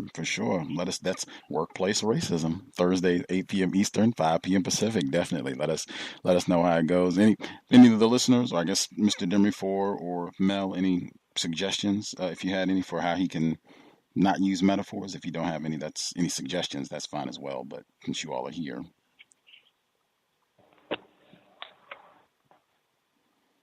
I think maybe a good solution might be to investigate why you use metaphors in the past to figure out what sort of situations or other types of figures, people or authorities, if not authorities, maybe just other people you're talking to that cause you to use the metaphors. Like, do you use them when you're nervous? Like, is it kind of a joking thing, or use them to kind of pacify others and sort of a defense mechanism? Like, I think to think about maybe why you've used them in the past would be a good start. Oh, can I be heard? Yes, sir. Yes. The only reason why I use metaphors is because I was just being myself. I didn't realize that using metaphors was so harmful to me, and as far as getting my point across to people. So, and like this show right here is really going to help me improve my ability to communicate with people. Right on. And that, I think he talks a lot about that in the book, in terms of if you're using metaphors and everybody understands what's being discussed, everybody has the same metaphor. We, on this call, for instance, talking about racism, white supremacy, and apparently if we had the Texans owner, Mr. McNair, we are all accepting the metaphor that this is a prison and that we are the inmates, and those like Mr. McNair presumably got to be the warden. seems like we're all in agreement with that metaphor. So there probably won't be too many problems if we talk about racism, white supremacy, and saying, us inmates, us prisoners need to do this, that, and the other, and probably won't be too many difficulties. Now, if we have other people who do not agree with that metaphor, have never heard that metaphor before, there could be a lot of problems. And I think he talks about that in the book, and saying, that can end up, it's not in and of itself that there's something wrong with using metaphors. Everyone does it. We all do it. He makes that point explicitly in the book. It's just that often they do exert a lot of influence over the way that we think and behave. We might not even be aware of it. And sometimes people might have totally different metaphors, or they might not even understand the metaphors, the comparisons that are being made to try to, verbalize or converse about a particular topic. So, yeah, that's I think something that a lot of folks have had problems with. He talks about that in the book. Definitely let us know how you evolve, improve with your communication skills on the job. Let's see. I'd like to say something about the metaphors. Mm-hmm. Okay, I think that if we stay in the question lane, a lot of times you yourself will be aware of what you're saying. And if you're using metaphors and somebody say, well, what do you mean about that? What do you actually mean when you say that? And you're having to explain yourself, then at that point, you could have just said what you explained rather than use the metaphor. And then so staying in the question lane will teach you, I think, not to use that. Because if you're hearing others use that and you're saying to them, what do you mean when you say that? Staying in the question lane every time you hear a metaphor, then I think that will reduce the amount of metaphors that you use yourself. I know that helped me. So I'll mute my line on that. How interesting. Hadn't thought of that. That will be good practice, though. You'll be more alert. Guarantee it. You'll be much more alert, paying attention just for yourself when you talk and others. Great suggestion, Mr. Demery 4. If other folks have notes that stuck out, suggestions you want to add on the metaphor, the caller that we have, he's trying to stop using metaphors with his white coworkers, feel free, chime in 641-715-3640 and the code 564-943#. Press star 61 if you would like to participate. I thought that was great. I'm so glad Mel got that point in about if you are in, I was thinking a workplace situation as well, that if you resist, if you stop complying with the metaphor that's being presented, they want you to act like a child, the way that things are constructed. If you resist functioning in that manner, you may force everyone to recalibrate how they are functioning, speaking, reacting, treating you in that situation. Absolutely. And that's the caller who just talked about not using metaphors anymore. We had a caller on the program yesterday who talked about having race soldiers on her job who wouldn't call her by her correct name, just refusing to comply with that. Every time that it happens, please address me by my correct name or however you handle it. But every single time you can force them to change how they're functioning in the environment. The next step, when he says, what I'm saying is that by noticing patterns of speech, including our own, we may get our best evidence as to how a situation has been construed by ourselves and anyone else. I thought that was great. Just paying attention to language. Frequently, racist lie. Mr. McNair, I think Mr. Demery 4 pointed out, the owner of the Houston Texans, he might have never said, I think of you niggers, all of you, Deshaun Watson, every single one of you. I think of you as prisoners, inmates, Willie Horton, all of you, O.J. Simpson. And I'm the warden. That's how I think of this here thing. That's how we're running the Houston Texans. He may have never said that, but the metaphor shows us a lot about how you construe this situation. And you, right on. Appreciate it. Thank you, Mr. McNair. Continuing.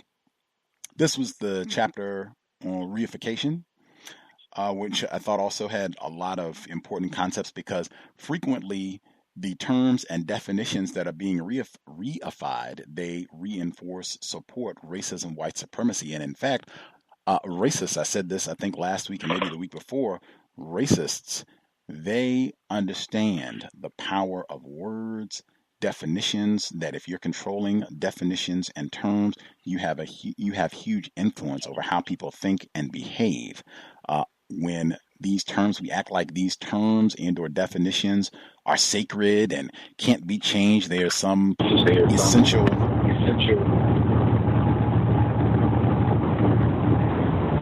Sorry, picking up some background noise. It's when we begin functioning as though there's only one definition for racism. So Mr. Fuller or Dr. Welsing or yourself, anybody else, cannot come along and make up a new definition for the term racism. Frequently, it will be racists. They are the ones who supply the definition that we're saying, oh, no, this is what this term means. This is what it always means. This is what it has to mean. That, I think, also should be resisted. You can come up with your own definitions. You do not have to be controlled by the terms and definitions that racists have laid out. I think that's a big reason why Mr. Fuller has his word guide and talks about that for so many years, has talked about that for so many years.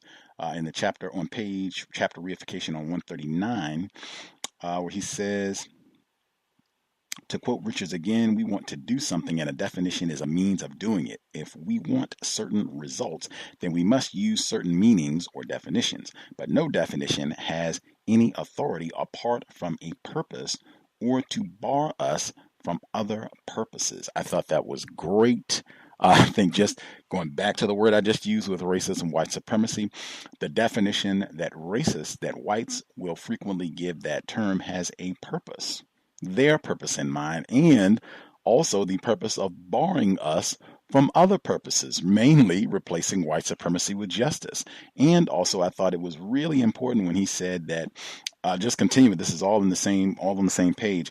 This quote is, of course, a definition of definition, and you are entirely free to reject it, but consider that Richards, in defining a definition in this way, is trying to show us that our meanings are inescapable from our purposes and that the idea of a real meaning is a snare and a delusion. And I thought it was really important, him saying that these definitions don't really have any meaning apart from their purpose. What is this definition designed to do?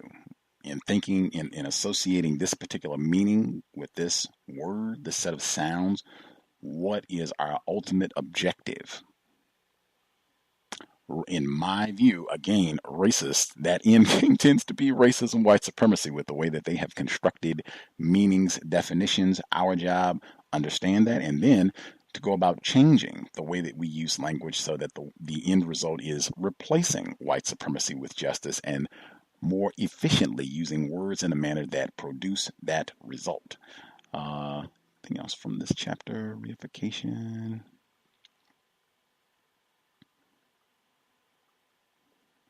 Yeah, I also thought it was really important as well, just the idea that, and I think Mr. Fuller talks about this as well, that these words and sounds, I think that's why he encourages people to not say, well, what does this word mean? He'll say, what do you mean when you use the term capitalism, or any term that is causing confusion that you want to get clarity about, understanding that there's not an essential definition for that particular term, but people have different meanings, words change, just understanding that. I think Mr. Postman would appreciate that aspect as well. Anything else stand out? Folks have comments that they want to share about any of the other portions of the text, or folks satisfied?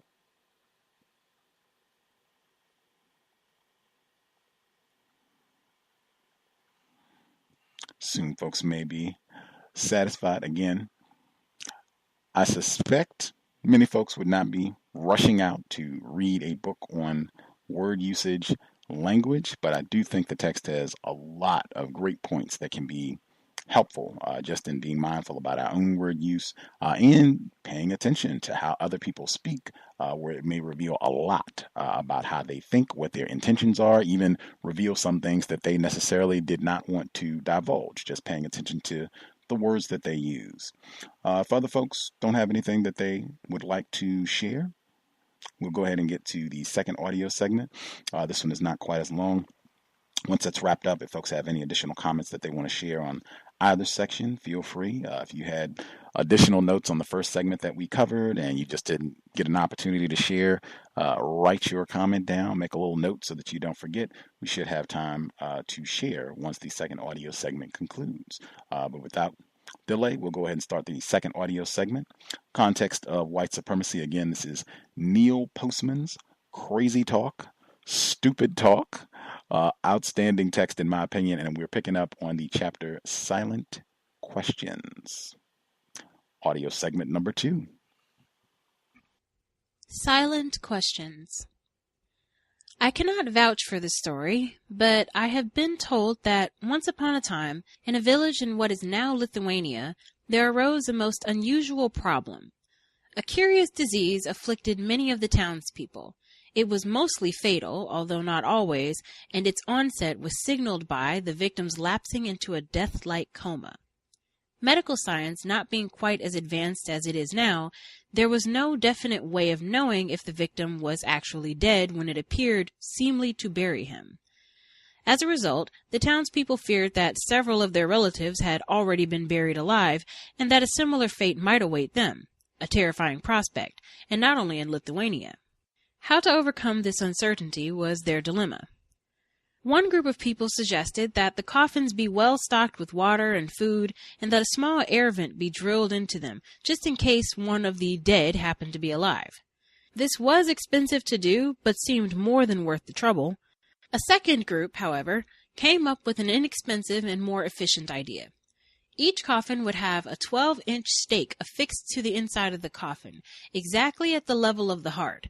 Then, when the coffin closed, all uncertainty would cease.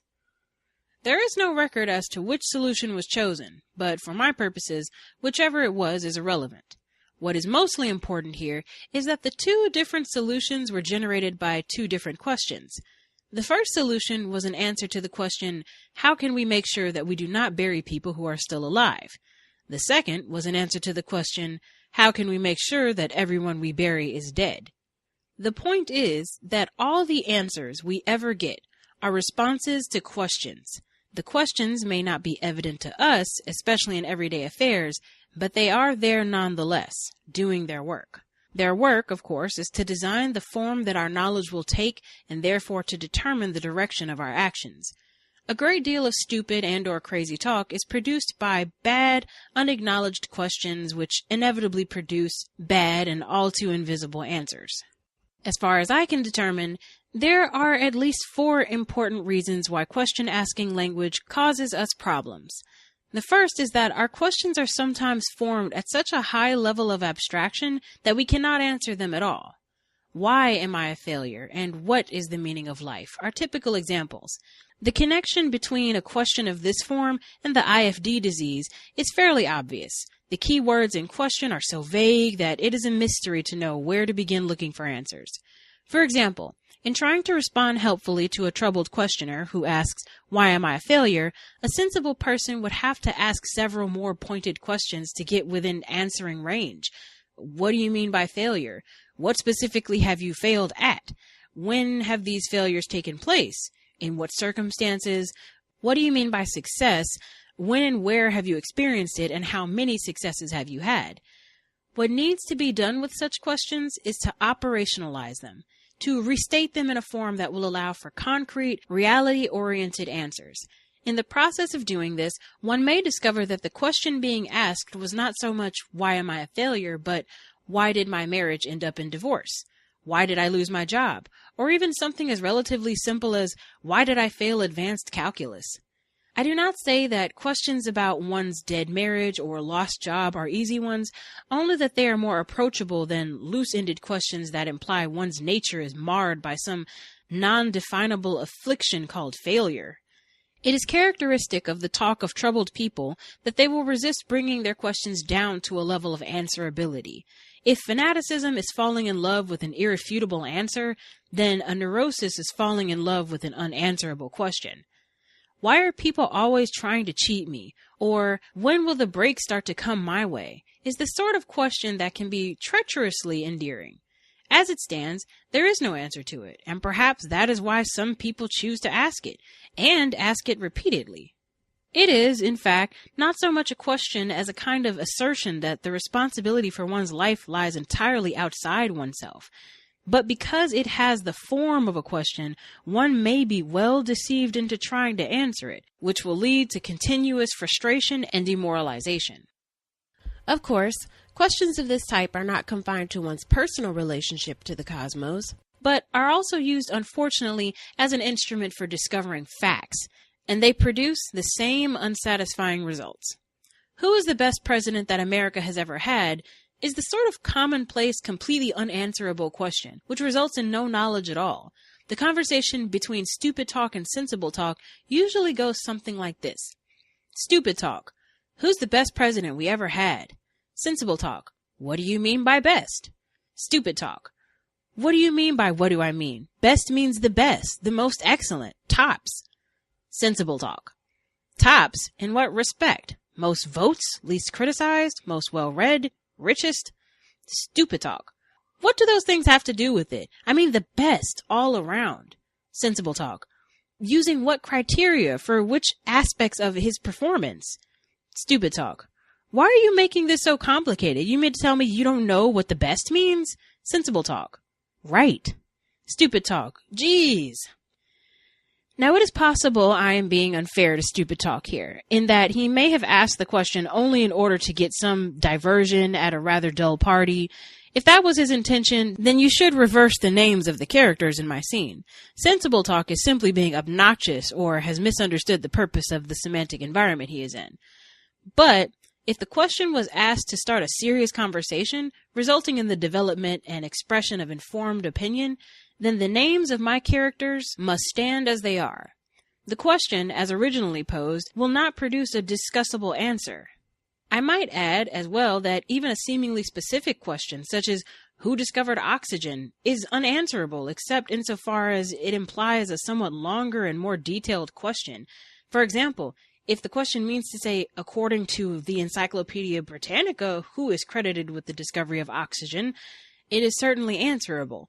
But that is really quite a different question from who discovered oxygen. And the difference, I would insist, is not mere semantics.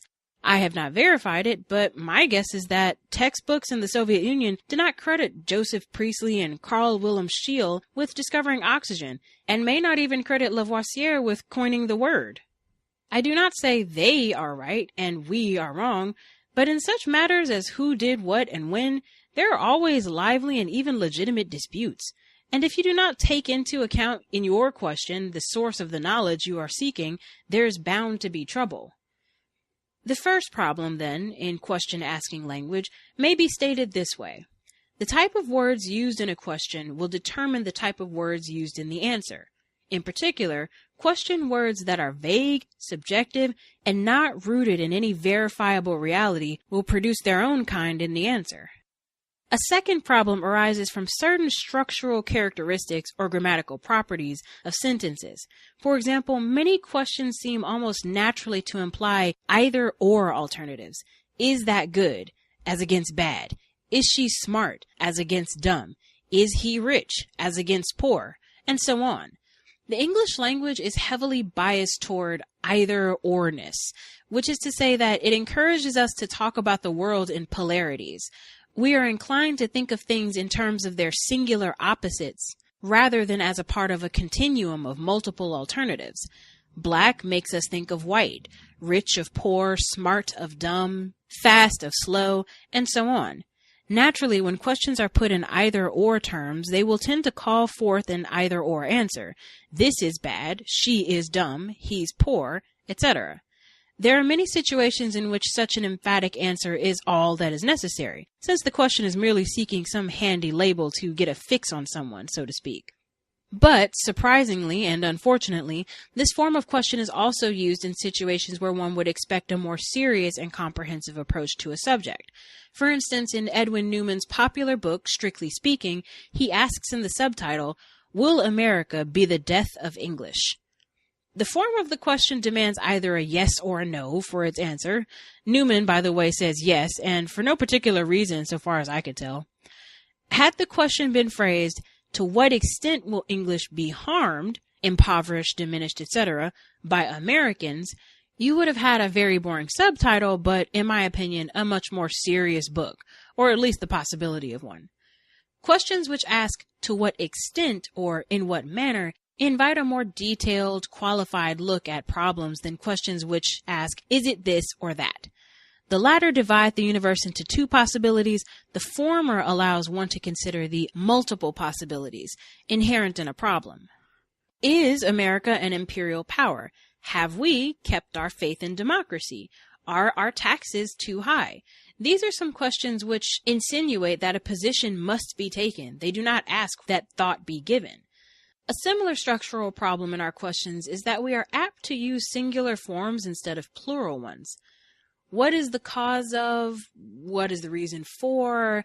What is the result of? As with either or questions, the form of these questions limits our search for answers and therefore impoverishes our perceptions. We are not looking for causes, reasons, or results, but for the cause, the reason, and the result. The idea of multiple causality is certainly not unfamiliar, and yet the form in which we habitually ask some of our most important questions tends to discourage our thinking about it.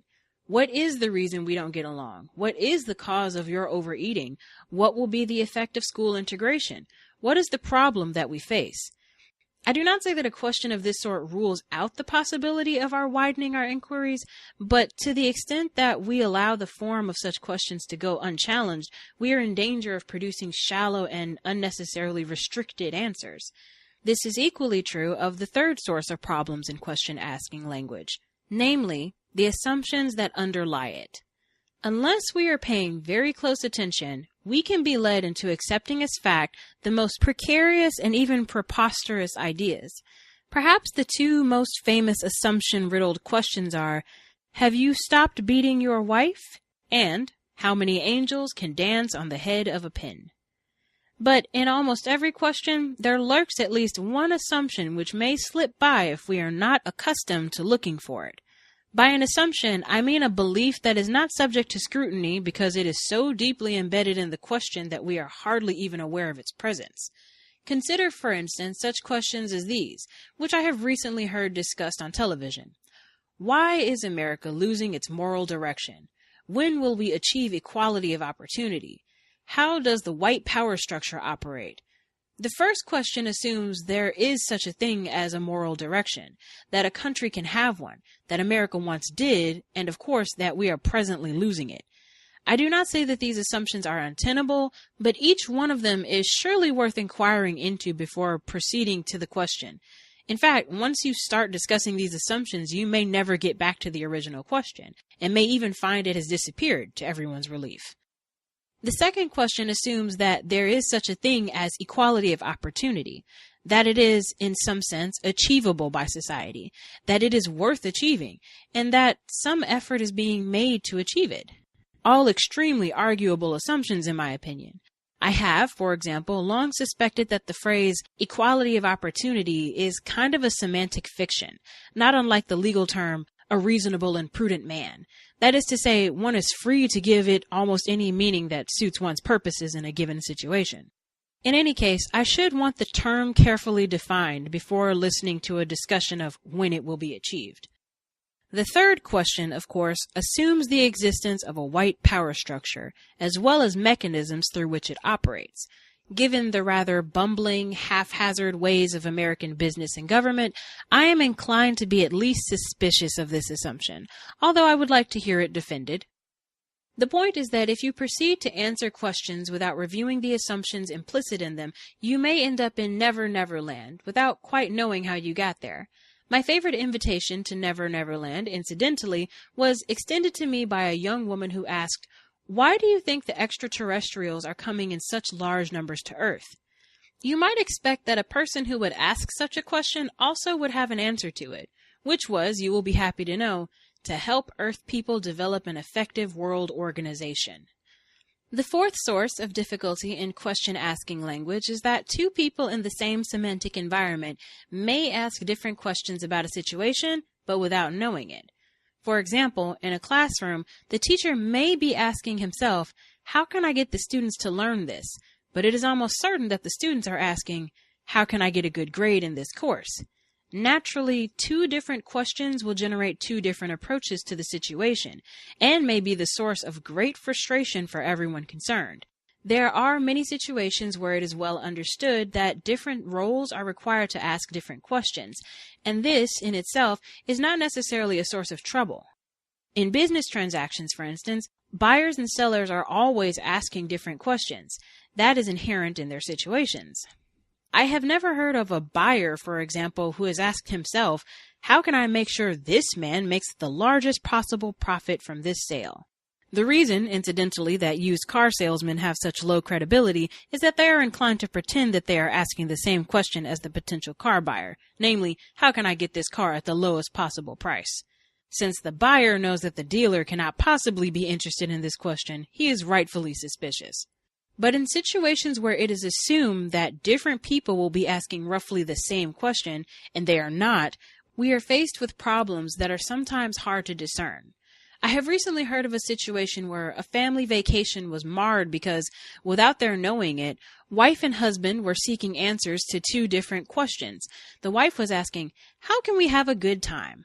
The husband was asking, how can we get through this without spending too much money? Two administrators who were trying to avoid bankruptcy provide another example. The first was asking, how can we cut our staff? The second, how can we increase our income? Naturally, their solutions moved in different directions. Finally, a pregnant woman and her obstetrician. The woman is asking, how can I have my baby safely and with no unnecessary pain?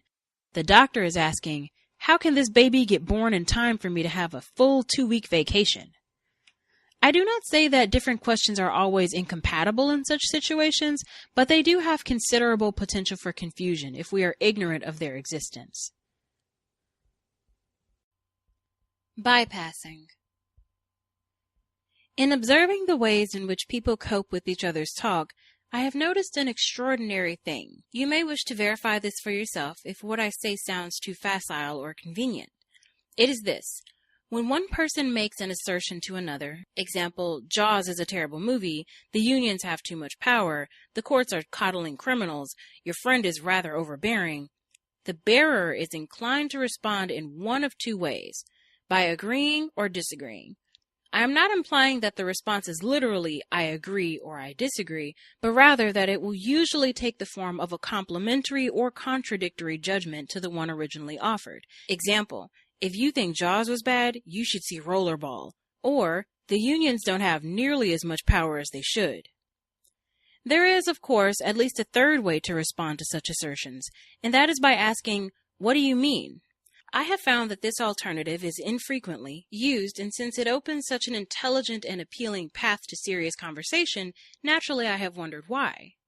There would appear to be two reasons, both understandable but also quite dangerous, unless under careful control.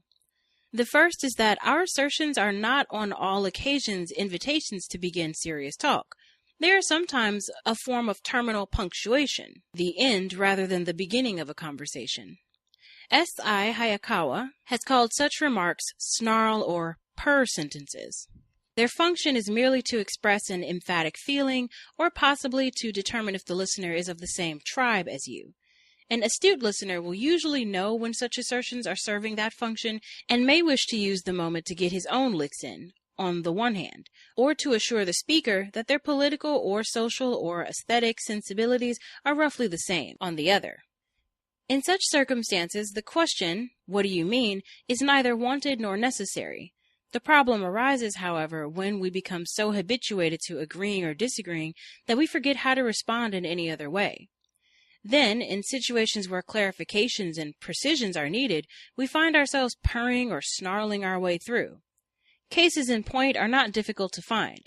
Everywhere we see fathers and sons, husbands and wives, employers and employees, needing to understand what the other is saying, but neglecting the means by which they can.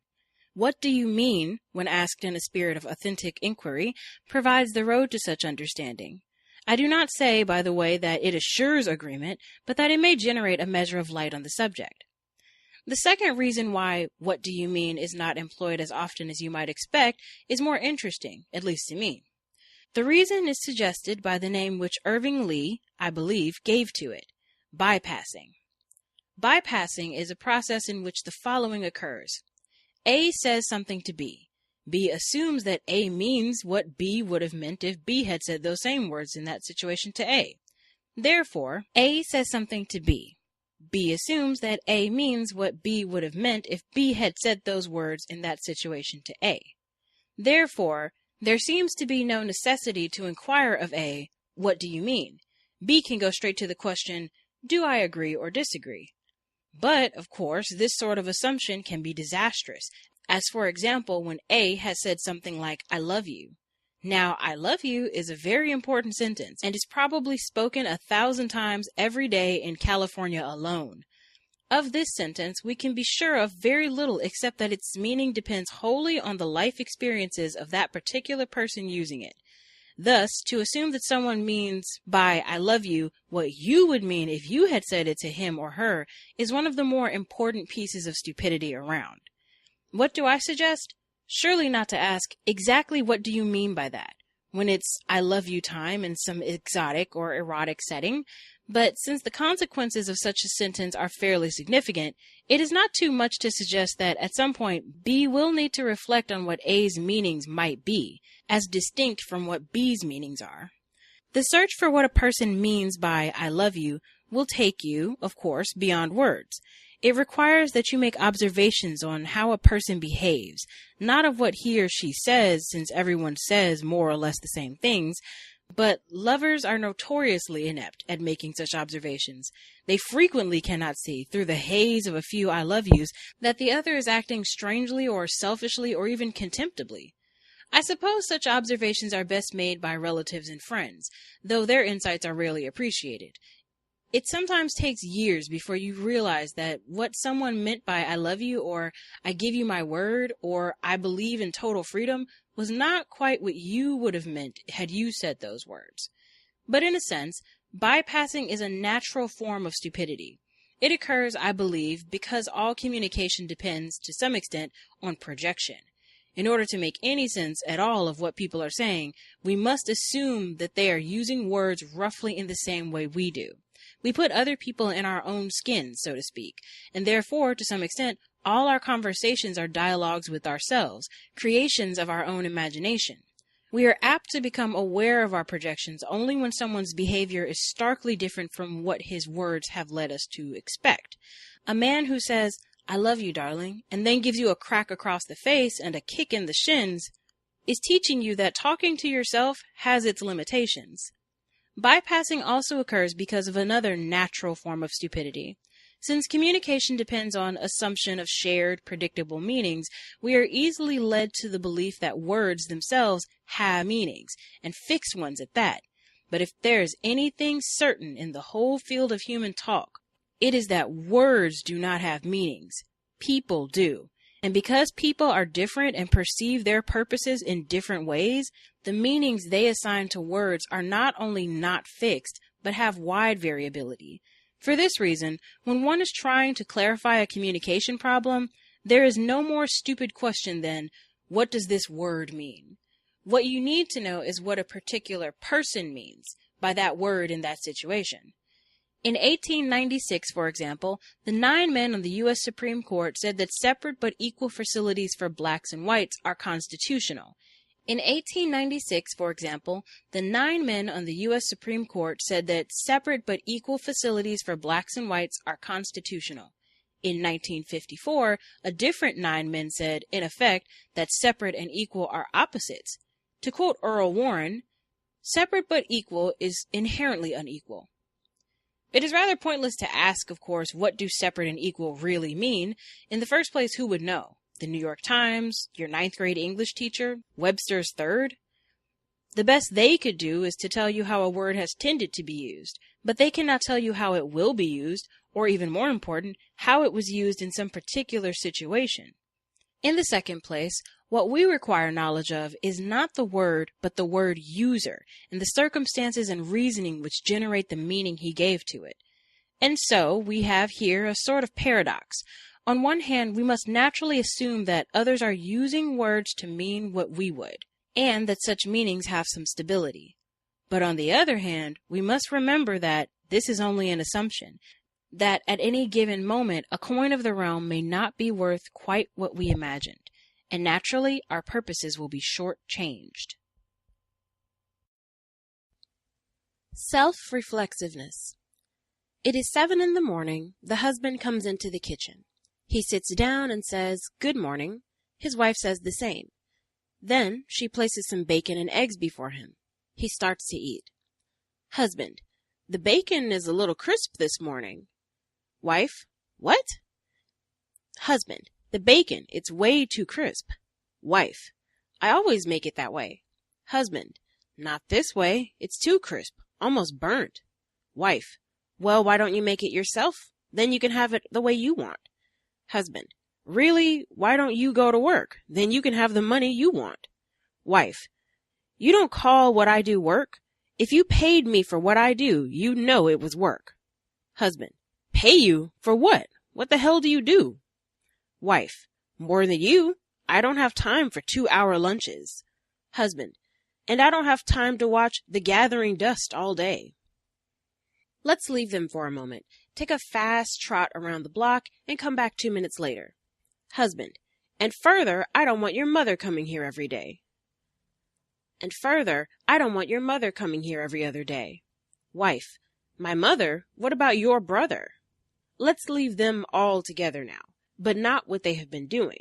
For this kind of talking is a perfect illustration of the self-reflexive nature of language, which is, and always will be, a source of considerable volumes of stupid talk. What self-reflexiveness means, as described in detail by Alfred Korzybski, is that using language is something like being in a mirrored room. No matter where you look, you will see yourself looking at a mirror. But you will also see yourself looking at a mirror which shows you looking at a mirror. And you will also see yourself looking at a mirror which shows you looking at a mirror which shows you looking at a mirror, and so on.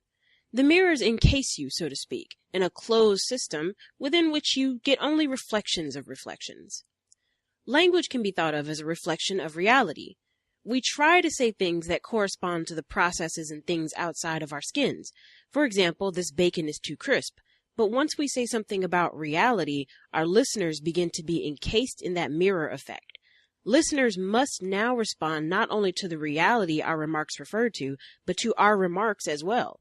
They may not like, for example, our tone or point of view or form of address, and so they say something which refers in part to reality, example, the condition of the bacon, and in part to our language about reality, example, our tone.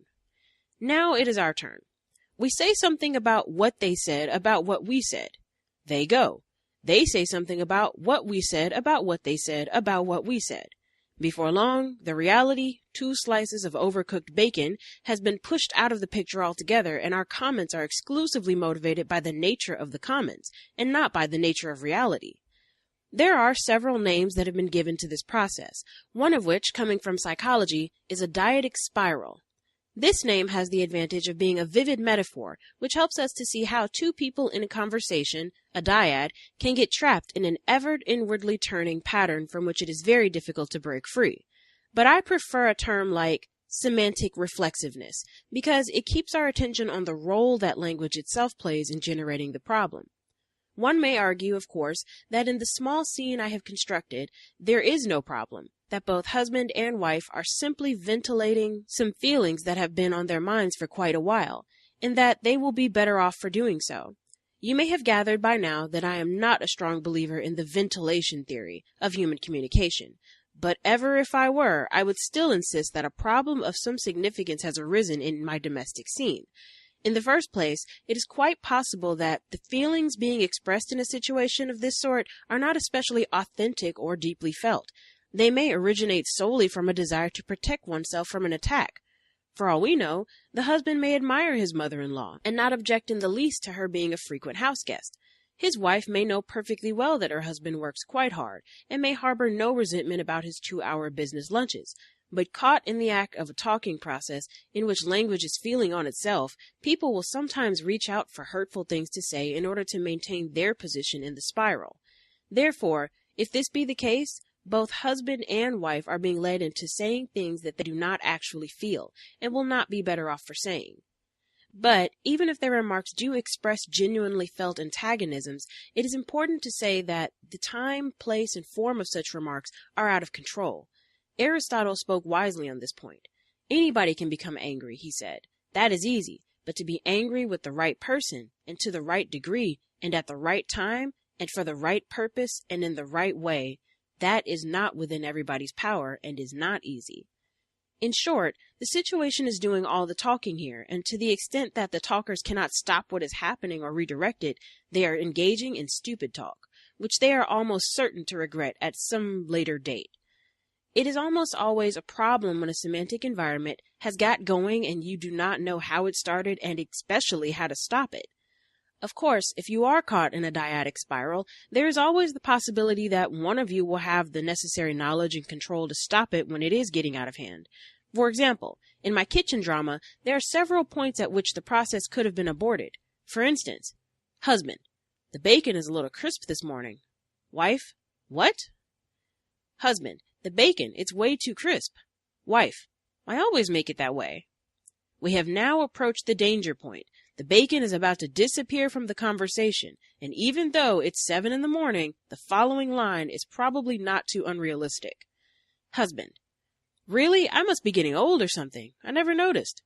Wife, well, if you really don't like it that way, let me make another couple of slices.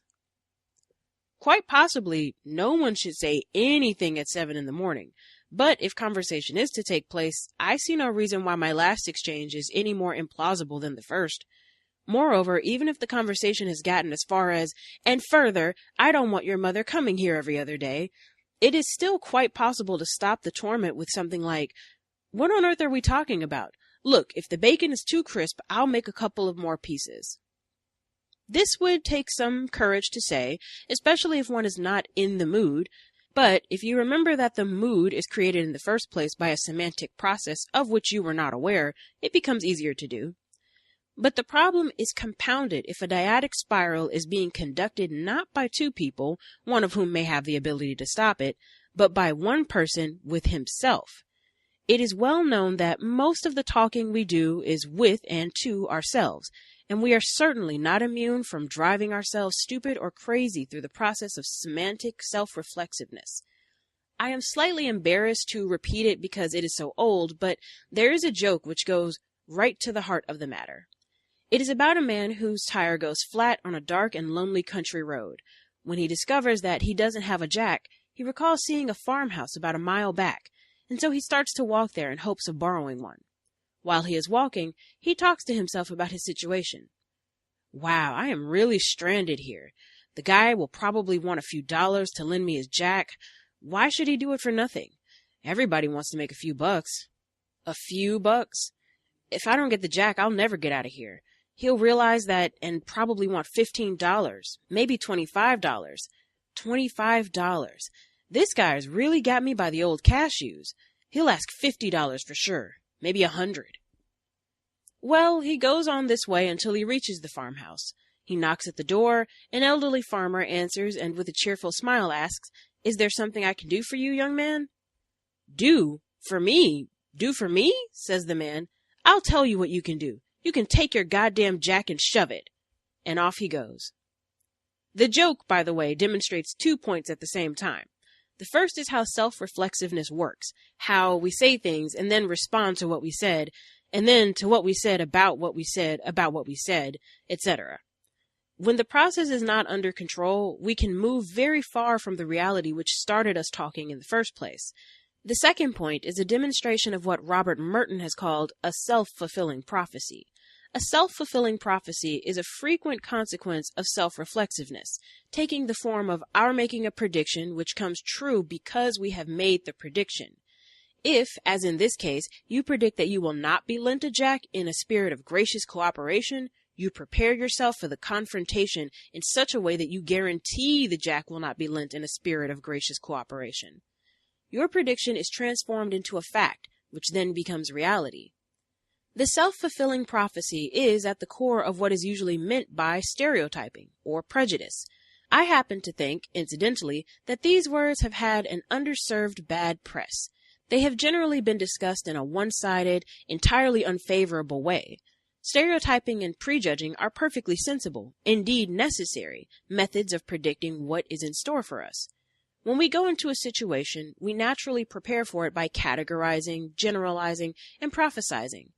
To tell people to avoid doing this is to tell them to be stupid. When you go to see a dean, a doctor, or a deacon, you arrive with expectations. The more experience you have had with such people, the more detailed and comprehensive are your expectations. This is what we mean by knowledge and experience. The problem with stereotyping and prejudging is to avoid using them as self-fulfilling prophecies. If your expectations are too firmly fixed, you may not be able to see anything but your expectations. Moreover, you may well behave in such a way as to ensure that your expectations will not be fulfilled. Thus, you deprive yourself of the ability to see new and unexpected facts. Instead of enlarging your experience and knowledge, you contract them. Suppose, for example, I am applying for a job.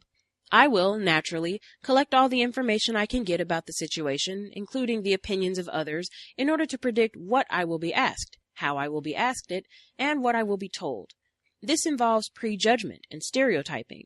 If I know that my prospective employer is roughly my own age and comes from the same background, I will plan certain strategies that would seem inappropriate if I knew him to be twice my age and from a completely different social class.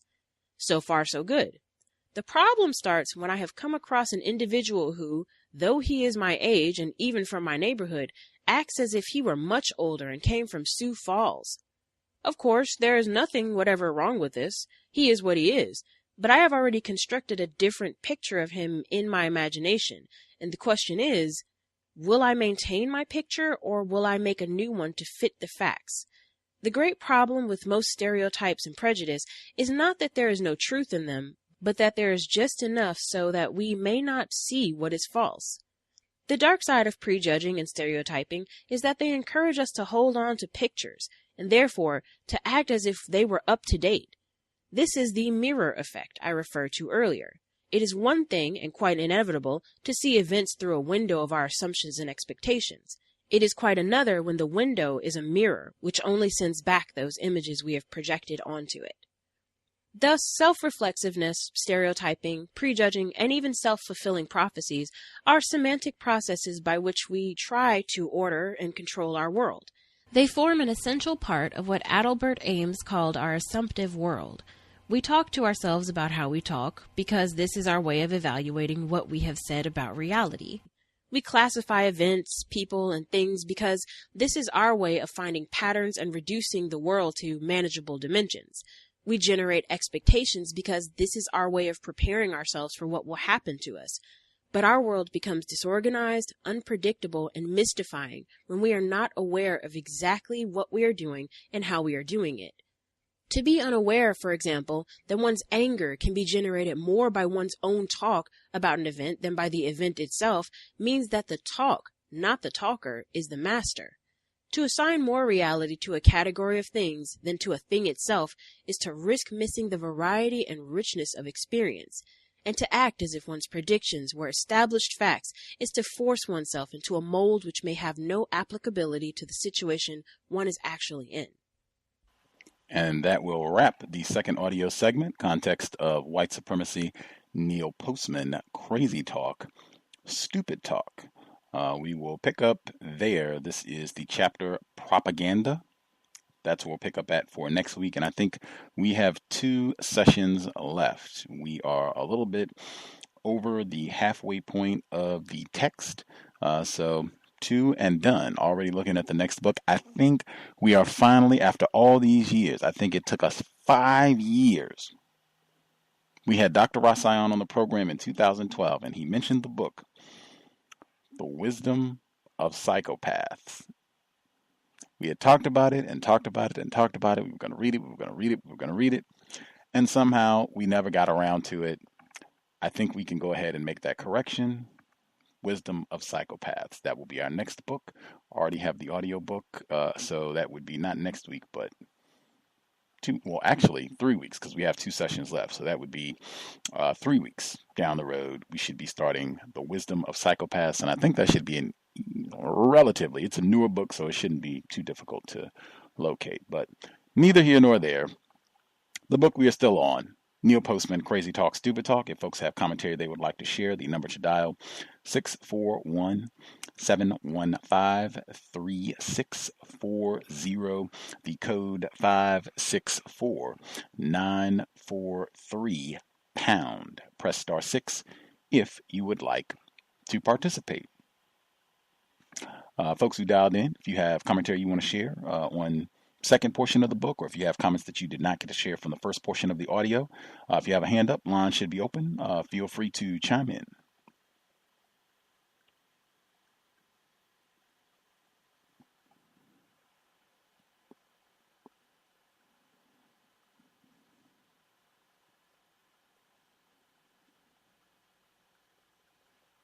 Folks that are with us that had hands up, did y'all have commentary or not feeling the second audio segment?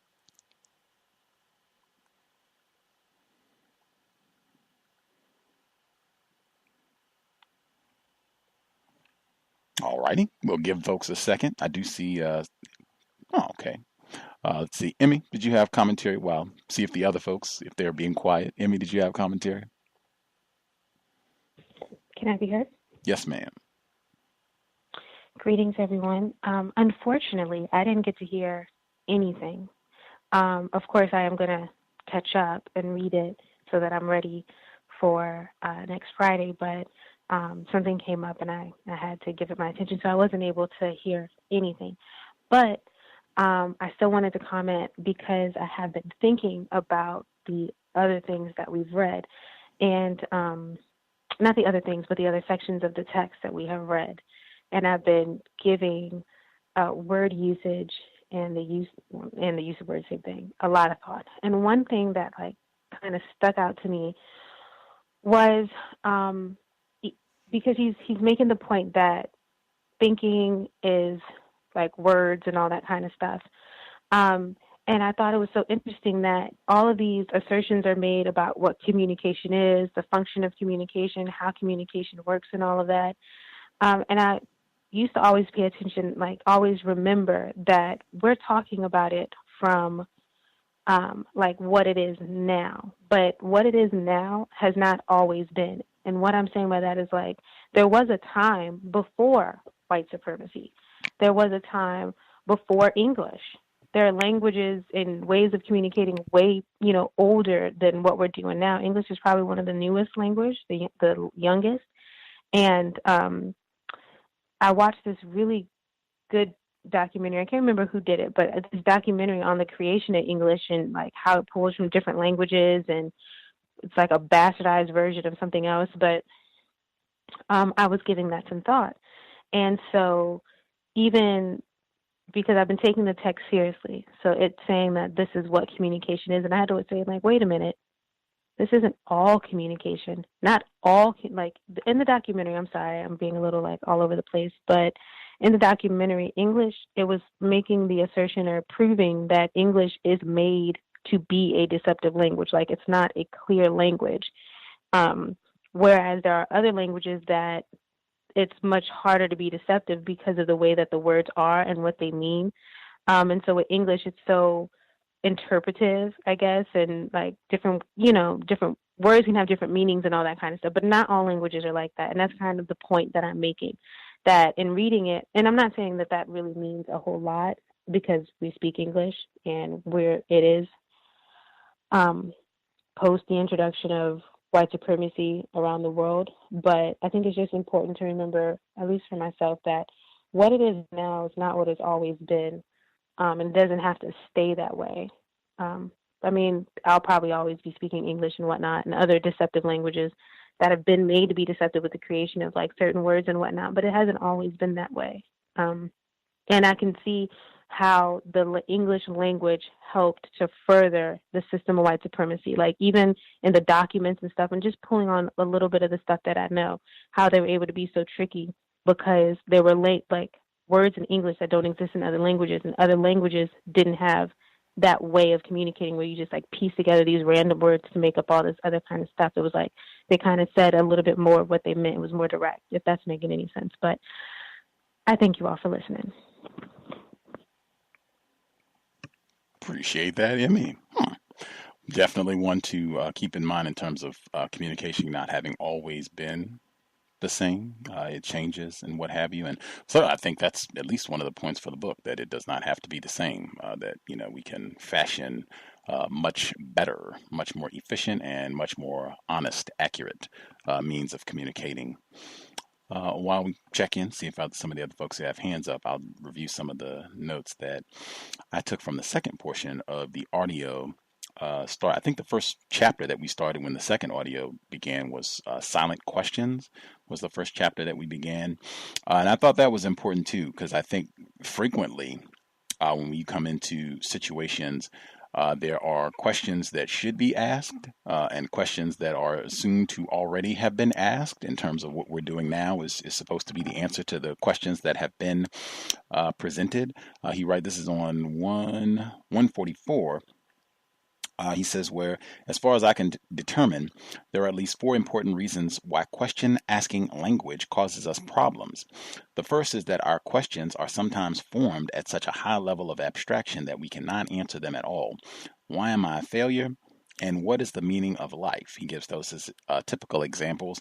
I think just in general, being more specific with questions. I think we were talking about metaphors, being more specific, being more exact, being more precise with words and the way that we speak. I think that can be very helpful in a lot of situations, speaking with whites, the job, just in general. I think that can be very helpful. But I thought that was great recommendations in terms for asking questions and thinking about in different situations. Next up on 145, when he says, it is characteristic of the talk of troubled people that they will resist bringing their questions down to a level of answerability. If fanaticism is falling in love with an irrefutable answer, then a neurosis is falling in love with an unanswerable question. Why are people always trying to cheat me? When will the breaks start to come my way?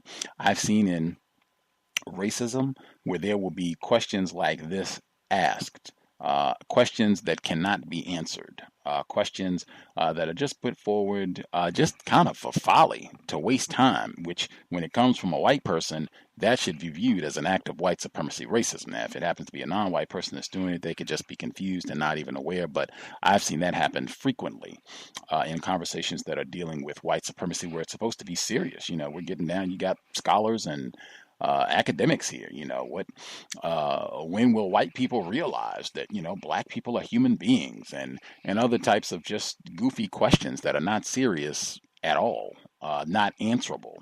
Going to his point, when will white people take off their blinders? Where we're incorporating a metaphor, we're not even talking about something that's realistic, tangible, much less accurate. I've seen that a lot when we're talking about conversations on racism. I would encourage folks to be mindful of that sort of thing as well. Where he says, scrolling down on 149. The third problem in question asking language, namely the assumptions that underlie it. Unless we are paying very close attention, we can be led into accepting as fact the most precarious and even preposterous ideas. Perhaps the 2 most famous assumption-riddled questions are, have you stopped beating your wife? And how many angels can dance on the head of a pin? Again, I think this happens a lot within the system of white supremacy. And a lot of the times we are asked to assume black criminality, black incompetence, our own incompetence, white innocence. It's lots and lots of things. Frequently, we are asked to assume and just accept. And we should be paying very close attention, trying to call that out when we can, asking questions, even if we're not alerting anyone but ourselves of these types of things happening. I even thought to myself when I heard that, I have been accused of, entering conversations where you've already assumed that all of the white people are racist.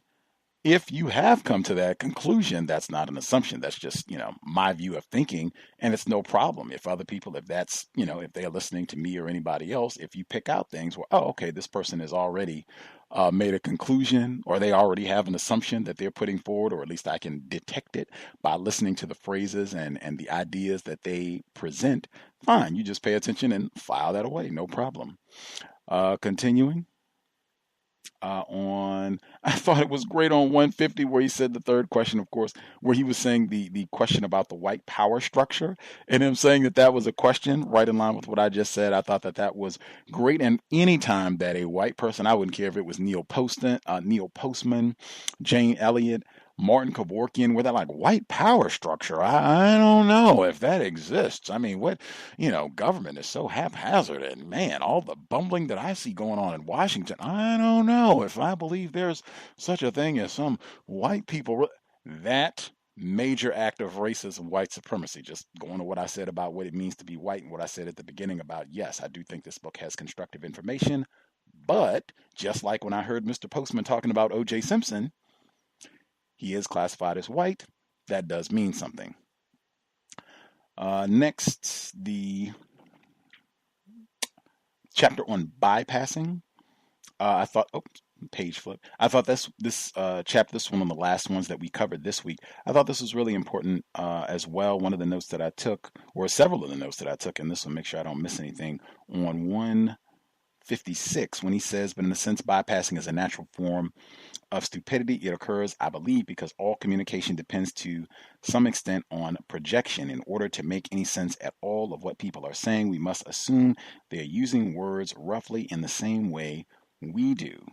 And I think that's something, again, asking, what do you mean when you say racism, or any term, really when you're talking about racism, because, oh man, I mean, you can use this in any setting where people are talking, communicating, but especially with racism, white supremacy. I said this at the white privilege conference, even terms like white privilege, I don't even use that term. You all are just, throwing this term around like everybody knows what this term means, and or that everybody has the same definition, and that cannot be the case. You all got 1,000 people here. To which after, some little initial griping, they relented and agreed. That is true. And that's just something I would encourage folks to keep in mind, to not bypass, using the term he uses for the chapter, to not bypass in conversations. People are using terms, and he phrases it exactly the way Mr. Fuller does. Exactly what do you mean when you use that term? That has been hugely constructive for me. Also thought it was important when he says, this is also on 156, bypassing also occurs because of another natural form of stupidity, since communication depends on an assumption of shared predictable meanings. We are easily led to the belief that words themselves have meanings, and fixed ones at that. But if there's anything certain in the whole field of human talk, is that words do not have meanings. People do, and because people are different and perceive their purposes in different ways, the meanings they assign to words are not only not fixed, but have a wide variability. Very important, I thought, keep it in mind, especially if you are regularly engaged in conversation about racism, even with other black people.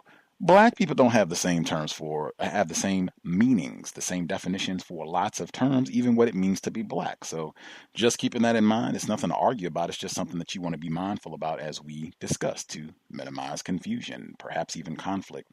The last chapter we read this week, self-reflexive. And this is another one I would say, especially for racism, because I think I've seen a lot of conversations, and this just with black people, where it can start out in the same way. He uses this little vignette about the breakfast thing and them having bacon. It can be something where it's just two black people. It could be me and Pam, me and Mr. Demerford, just exchanging views on racism, and a question can be asked, or you don't agree with something, or anything. It can be something really trivial, and it just starts from there. And one person either does some name calling, or they get in some sort of insult, or maybe they don't even say something insulting, just the other person can, take offense or take it as a slight or what have you in a conversation. And it's just on from there. It's no longer about exchanging views or just trying to understand or solve a problem. Now it's, I got to prove something. I've been insulted and I'm not going to let you get away with that. And I thought that was a great point that he makes in this, the chapter on self-reflexiveness, that a lot of times it can just be that the words have taken over what's driving the dispute. The example that he uses, it starts with bacon, and we end up cursing out mother-in-laws and, your lunch break at work and all this other nonsense where we were just talking about the bacon being too crispy. Same thing can happen a lot of times with black people. Doesn't necessarily have to be about racism, but I certainly have seen it a lot there, where things can start off on something that was very small, maybe wasn't even someone trying to deliberately be crude or insulting, and can just have total eruption that is way far removed from what the original topic was. And the people aren't speaking for months and weeks on end. Something I would just say to be mindful of in conversation. And sometimes, or at least my code, if it's some sort of verbal dispute between non-white people, the non-white person who is least confused about white supremacy racism should be your responsibility to say, hey, I'm going to make sure that I make every effort to stop this. Like, whoa, this is what we were talking about. Let's see if we can, try and slow things down and get back on track, as they say, to be the one to try to use some logic and calm things down and to not have to just keep things going. The spiral, I thought that was a informative way of thinking about it, where it just continues to spiral downward and more out of control. And it's really just driven about words, people just feeling as though they have to respond because something has been said. I think, and that's something else I guess I would encourage with all of this. Don't feel the need to respond every time something is said. You can always take time to think about whatever. If you really feel like you need to say something, generally speaking, you're going to have an opportunity to come back and say it later. You want to say it in person, call the person, email, all of the above.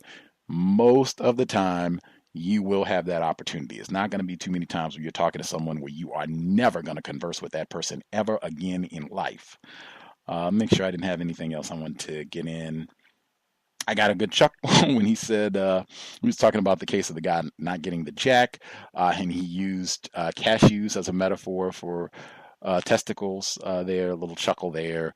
Last, when he said the dark side of prejudging, when he talked about predicting and prejudice and stereotyping is human. Mr. Fuller has said that. That's why I don't use those terms previously mentioned in this program.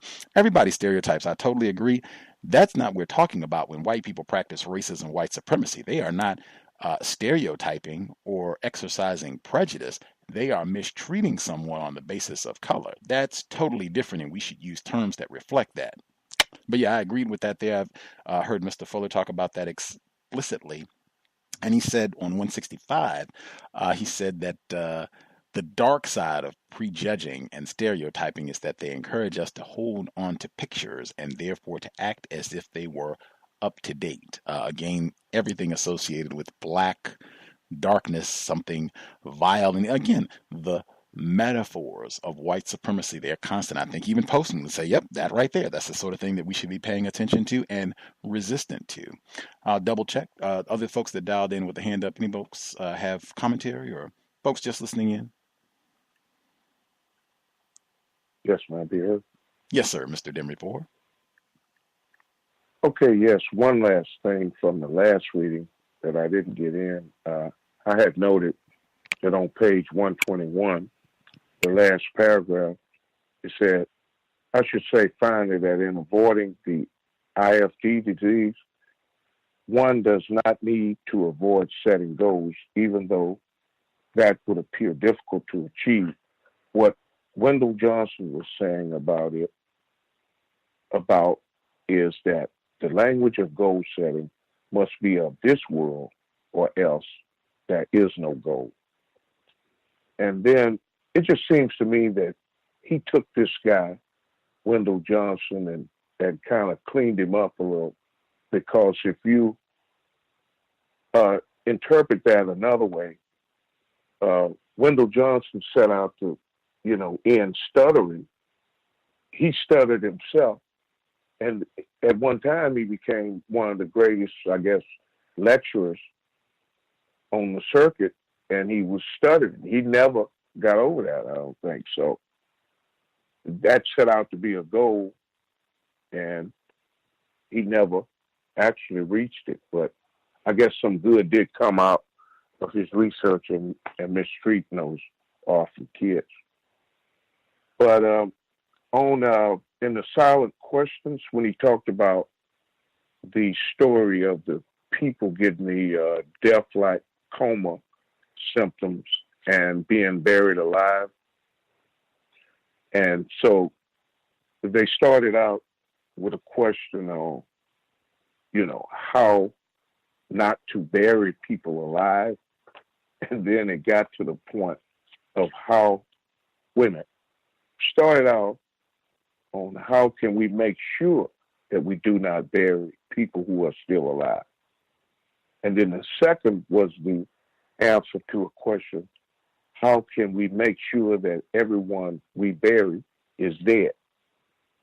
It just goes to show if you are in the process of doing some think tank or whatever, you got a problem that you're trying to solve.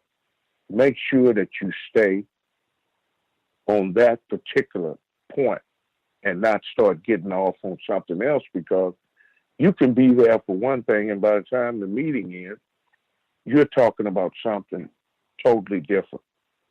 And I think you brought up that point too, Gus. And it happens a lot with Black people on words and how, something simple may turn into something way different than what you actually wanted it to be. Then he gave another example later on. I guess it was the guy who had a flat tire. And this is under another chapter. I think this is, self-reflectiveness, where he was talking to himself and talking about, what it would cost him to get this jack, from the farmhouse he had seen. And so he had talked about it'd be $25 on up to $50, $100. Then he had talked himself into like a state of insanity, I guess. By the time he gets to talk to the farmer, he's cussing the farmer out and telling him to shove the very thing that he really needed, to get him where he needed to go. So I guess, you can have a self-fulfilling prophecy. That's one of the things that they tell you is, thinking positive, and also positive affirmation. Don't, destroy yourself by words that you're using that are actually working against you. Okay, and that's about all I had. Hey, thanks for taking the call, Gus. I'll mute my line. Appreciate that, Mr. Demery 4. Mel, our wonderful narrator, did you have commentary as well you wanted to add? Hello, can I be heard? Yes, ma'am. Okay, sorry, I'm in traffic. So I did have a note I wanted to make about the bypassing. That is something that is a huge issue for me personally. I feel like to some extent I wasn't raised this way by my parents, but somewhere along the way I learned to just talk and sort of ramble and not actually have content to my words that were relevant to the conversation or anything like that. And I think this is a kind of a maybe it's kind of an extended idea on his definition of bypassing, but I don't have the book in front of me, but if there's a part in the book where he talks about behavior at parties as bypassing, or maybe this is a note that I'm scribbling about that, but at parties, that's actually a big activity. People are just talking what the other person said, even if it was something crazy, like I'm going to shoot up everybody else at this party. It just kind of gets bypassed over. Like people don't ask, what do you mean? What are you saying about that? I mean, kind of like the example of I love you. And I'm thinking that this is a good example of when speech becomes action. And darn, I had another point for that, but I forgot it. So my next point was about self-reflectiveness.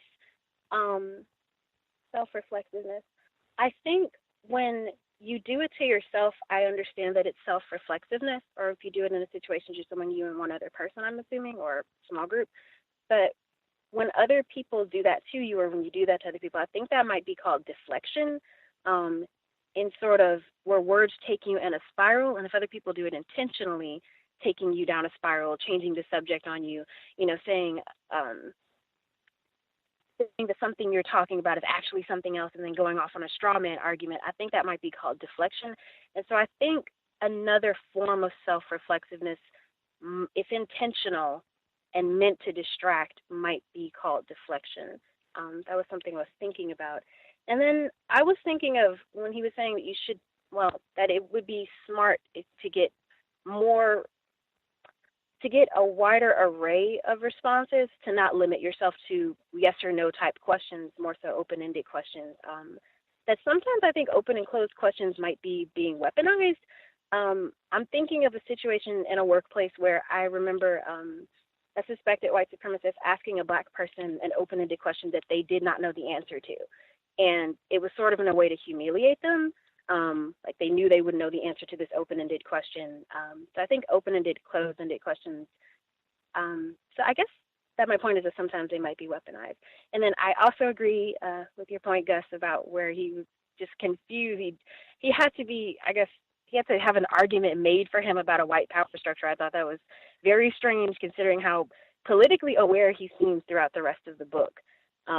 It is not to me to have that argued and debated to him is just kind of interesting to me. Maybe it was who he was writing the book to. He's just not going to talk about that, but I also think that might have been an act of racism. There was, I think, a sentence before that actually where he says something about if we need income equality or the wealth disparity to be minimized, and he said, like, do we even need that? That's a question that needs to be asked. And I was like, that's an interesting question to ask too. He's asked a lot of questionable questions, I guess is my point, but that one was an interesting one. I need the white structure argued to me to be even real. And that was all my points. I'm sorry, I have a tiny notebook and I'm in a moving car. Lots of obstacles for Mel, hanging tough, our narrator. Even with the tiny notebook. The exchange you were talking about that was at the party from the silent questions chapter, where if someone says, well, who's the best president? And what do you mean by best? If someone were to ask that in the context of a party and, just to be silly, then fine, no problem. You don't need to interrogate, but in any other situation, then you should probably ask questions to clarify exactly what's being said. Was that was what you were getting at, bringing up the situation of the party, or was there more to it? Yep, that was the line about the partying, and man, it was something about when the speech in that party becoming, well, not in that party, but just in general being an action. It's something you're doing for a reason. It doesn't matter what you're saying. I mean, you could be bypassed, or people could be bypassing you for all that matter, because it's not a sentence that has content or substance to it. It is meant to be said for a reason. So that's the case where, like, the speech or the action, I guess, of the speech is more important than the speech itself. But I lost my point. I'm sorry. Oh, no worries. He said he used the word diversion specifically for that sort of speech in the context of a party, that this is just speech for diversion's sake. This is just for amusement, and should be understood as such. In any other situation, then yes, you should be asking questions and interrogating. Any other folks who had commentary? Anything else they wanted to make sure they get in before we wrap up from the text? Again, like I said, I think a lot of great points in the text, just in terms of things to be mindful about, both in our own speech, and as we pay attention to other folks that we're talking to in a myriad of different situations. But I think it's a lot of things that can be helpful, just so that you can improve your own speech, asking questions, being mindful about making assumptions and what have you, paying attention to the speech patterns that other people use that can give you tremendous insight to how they think, what they think about you, what they think about the situation that they're in, what ultimate objectives they may have for this particular situation that you're in, or long term. Just a lot of great things to think about in my view. And the fact that words in and of themselves do not have meanings, people supply those meanings, and that we should really interrogate what does the person mean when they're using that term or when they've constructed that definition. Anything else folks want to make sure they get in? I wanted to mention when he was talking about the Supreme Court justices in 1896, they stated what was a separate but equal, and then in I can't find the part, I believe it was 1954, then they, said just the opposite. But, actually, you think about that, and what really changed? Nothing really changed.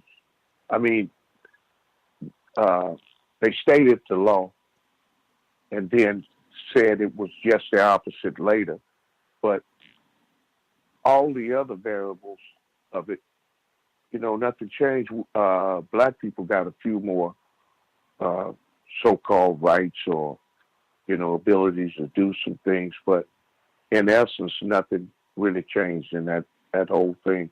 It was just words. I mute my line. Whites are extraordinary at that, and that's another one. Going back to what I said, where he was talking about you can set goals and what have you. I think that was the chapter, the IFD disease, from the first portion of the reading we did today. But you can have goals if it's going to be quote unquote separate but equal and all that, but not allowing whites to define what that means. You define it for yourself and make sure that it is in a tangible and measurable way. Even if you say you support quote unquote separate but equal, okay, what does that mean? At what point is that going to be accomplished? And I'll define it for me, not, when the judges, Supreme Court justices or presidents or whomever, when they say, oh yes, we have achieved separate or we have achieved integration or whatever term they want to put on it. Did folks have anything else they wanted to make sure they got in?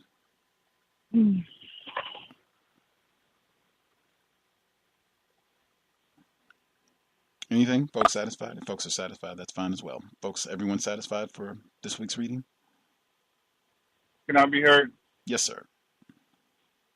What I've gathered so far is that when we use words are supposed to be used as a form of currency.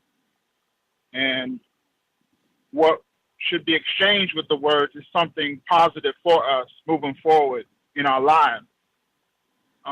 Is that correct in that assumption? I'll say I would have to go to what the text said. What do you mean as a form of currency? Because we have a new metaphor introduced to the conversation that I don't think had been used before. I don't think anyone had been speaking that way. I'm not saying this. Yeah, go ahead. Currency in the form of something positive. You want something positive in your life to be given to you as a result of having a conversation with somebody. You want it to be a positive exchange, and you want to come away with something positive in your life moving forward. Is that clear it up? I guess for myself, the way I view it is just when I talk, I want to make sure that I understand what the person is communicating to me. If they are attempting to communicate with me honestly, that I can accurately understand what they're saying so that I can move forward with correct information in dealing with this person without conflict, unless that's the purpose. We have conflict and we're just talking about the conflict that we acknowledge having. If the person is trying to be deceptive, then what I would want is to be able to decipher, to understand that this person is being deceptive in the course of speaking with them, just paying attention to what they're saying, asking questions, being alert. I don't necessarily view it as positive, right? When I, having a conversation with someone, I would like it to be constructive if I'm talking to another non-white person, but most importantly, that I accurately understand what this person, whatever information, what this person is trying to communicate to me, that I can accurately and efficiently convey information to this person, whoever I'm speaking to. And if I'm talking to someone who is attempting to be deceptive, that I can be alert, pay attention, ask questions, hopefully to discern that. Obviously, that's not always going to be the case, but keeping that as mine as well. That tends to be that I think about what the goal is going to be with communication. Does that make sense? Yes, it does. Thank you, Gus. Okay. Yeah, and hopefully this book giving tips, suggestions, to achieve that ends in terms of how we can get better with communicating and communicating efficiently so people understand us and vice versa. Just things to be alert when other people are speaking. Anything else folks wanted to make sure they got in? I did want to. Yes. Uh-oh. Might have had some blind difficulties. Oh, are you there? I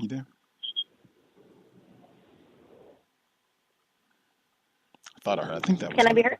Yes, now we can hear you. Oh, I'm sorry. I'll wrap it up real quick.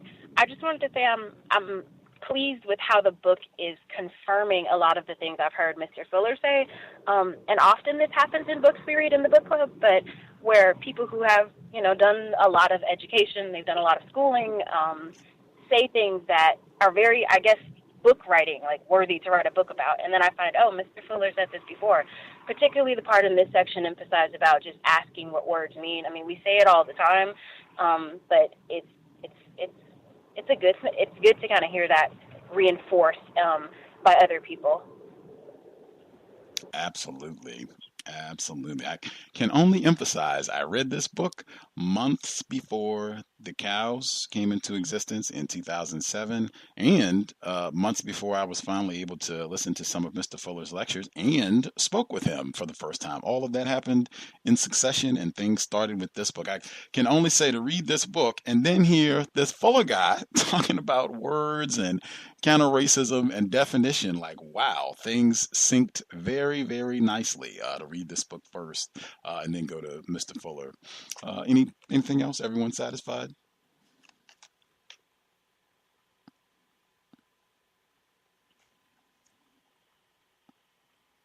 We'll assume folks are good. Crazy Talk, Stupid Talk, Mr. Neil Postman will pick up next week again. I think we should only have 2 sessions left. The book is not super long to begin with, and Mel is just speeding us right on through. So we should only have 2 left, and then we'll be moving on. The next book, I think, will The Wisdom of Psychopaths. But at any rate, we'll be here tomorrow. Compensatory call-in, 9 p.m. Eastern, 6 p.m. Pacific. We'll catch up on what has gone down over the last 7 days. John Patash was supposed to be with us on Sunday. He wrote the FBI's war on Tupac Shakur and black leaders. He's been a guest on the program a couple times before. Actually, he also wrote Drugs as a Weapon Against Us. I forgot he was on the program last spring to talk about that newer book as well. But he was supposed to be here on Sunday. He had travel arrangements and what have you with his schedule that shifted, so we rescheduled. He's going to be with us a week from Sunday. I think that's November 5th, the first Sunday of November. He'll be here next week. We'll talk about the Black Identity Extremists report in light of his work previously mentioned, but that got rescheduled. Just tune in next Sunday. If you have other questions, again, this book that we're reading now, Crazy Talk, Stupid Talk, scanned. I posted it on Facebook. I tweeted it. If you want, a scanned copy of the book to follow along with, you can download it and have it at your leisure. Let me know if you have trouble finding it. If you have other questions or input that you want to share on the book, you can email it, and we'll have 2 weeks. We can share your commentary on the air. With that, thanks for everyone for participating. Thanks again to Mel and her partner for doing the reading, editing. Super appreciated. I hope folks are getting constructive info from the text. And again, because I said before, I'm not aware of Black people writing books that are talking about words and, the way that we use words and improving the way that we use words, either orally or written. If folks are aware of Black people that are writing those types of books, let us know, because I'm not. I do have other books that are like this at some level, but they're all written by white people. So if some Black people have written these type of books, that would be grand. Gus T would love to learn about that and to read those texts.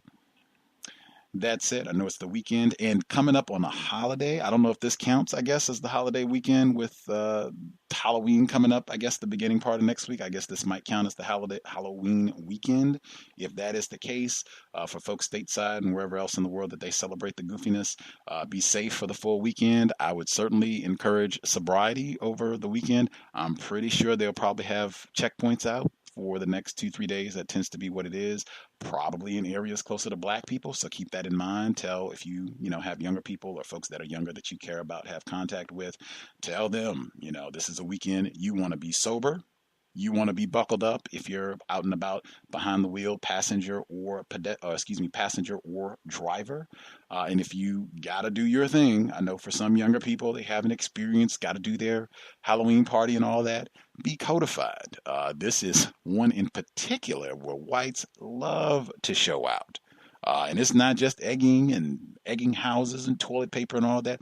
Think about those high school or middle school students in Virginia who were simulating raping black children and talking about we're going to screw the black out of you and all of the things that they were doing.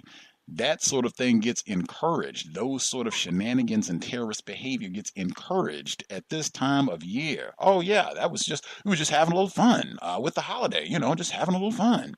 Keep that in mind. Encourage folks to be very, very careful over the next 3-4 days, and definitely sobriety would be best. Sobriety would be best. If you got to go out and party, I would encourage not doing it with whites. See if you can be in an environment that's exclusively non-white people so you can kind of control things as best you can.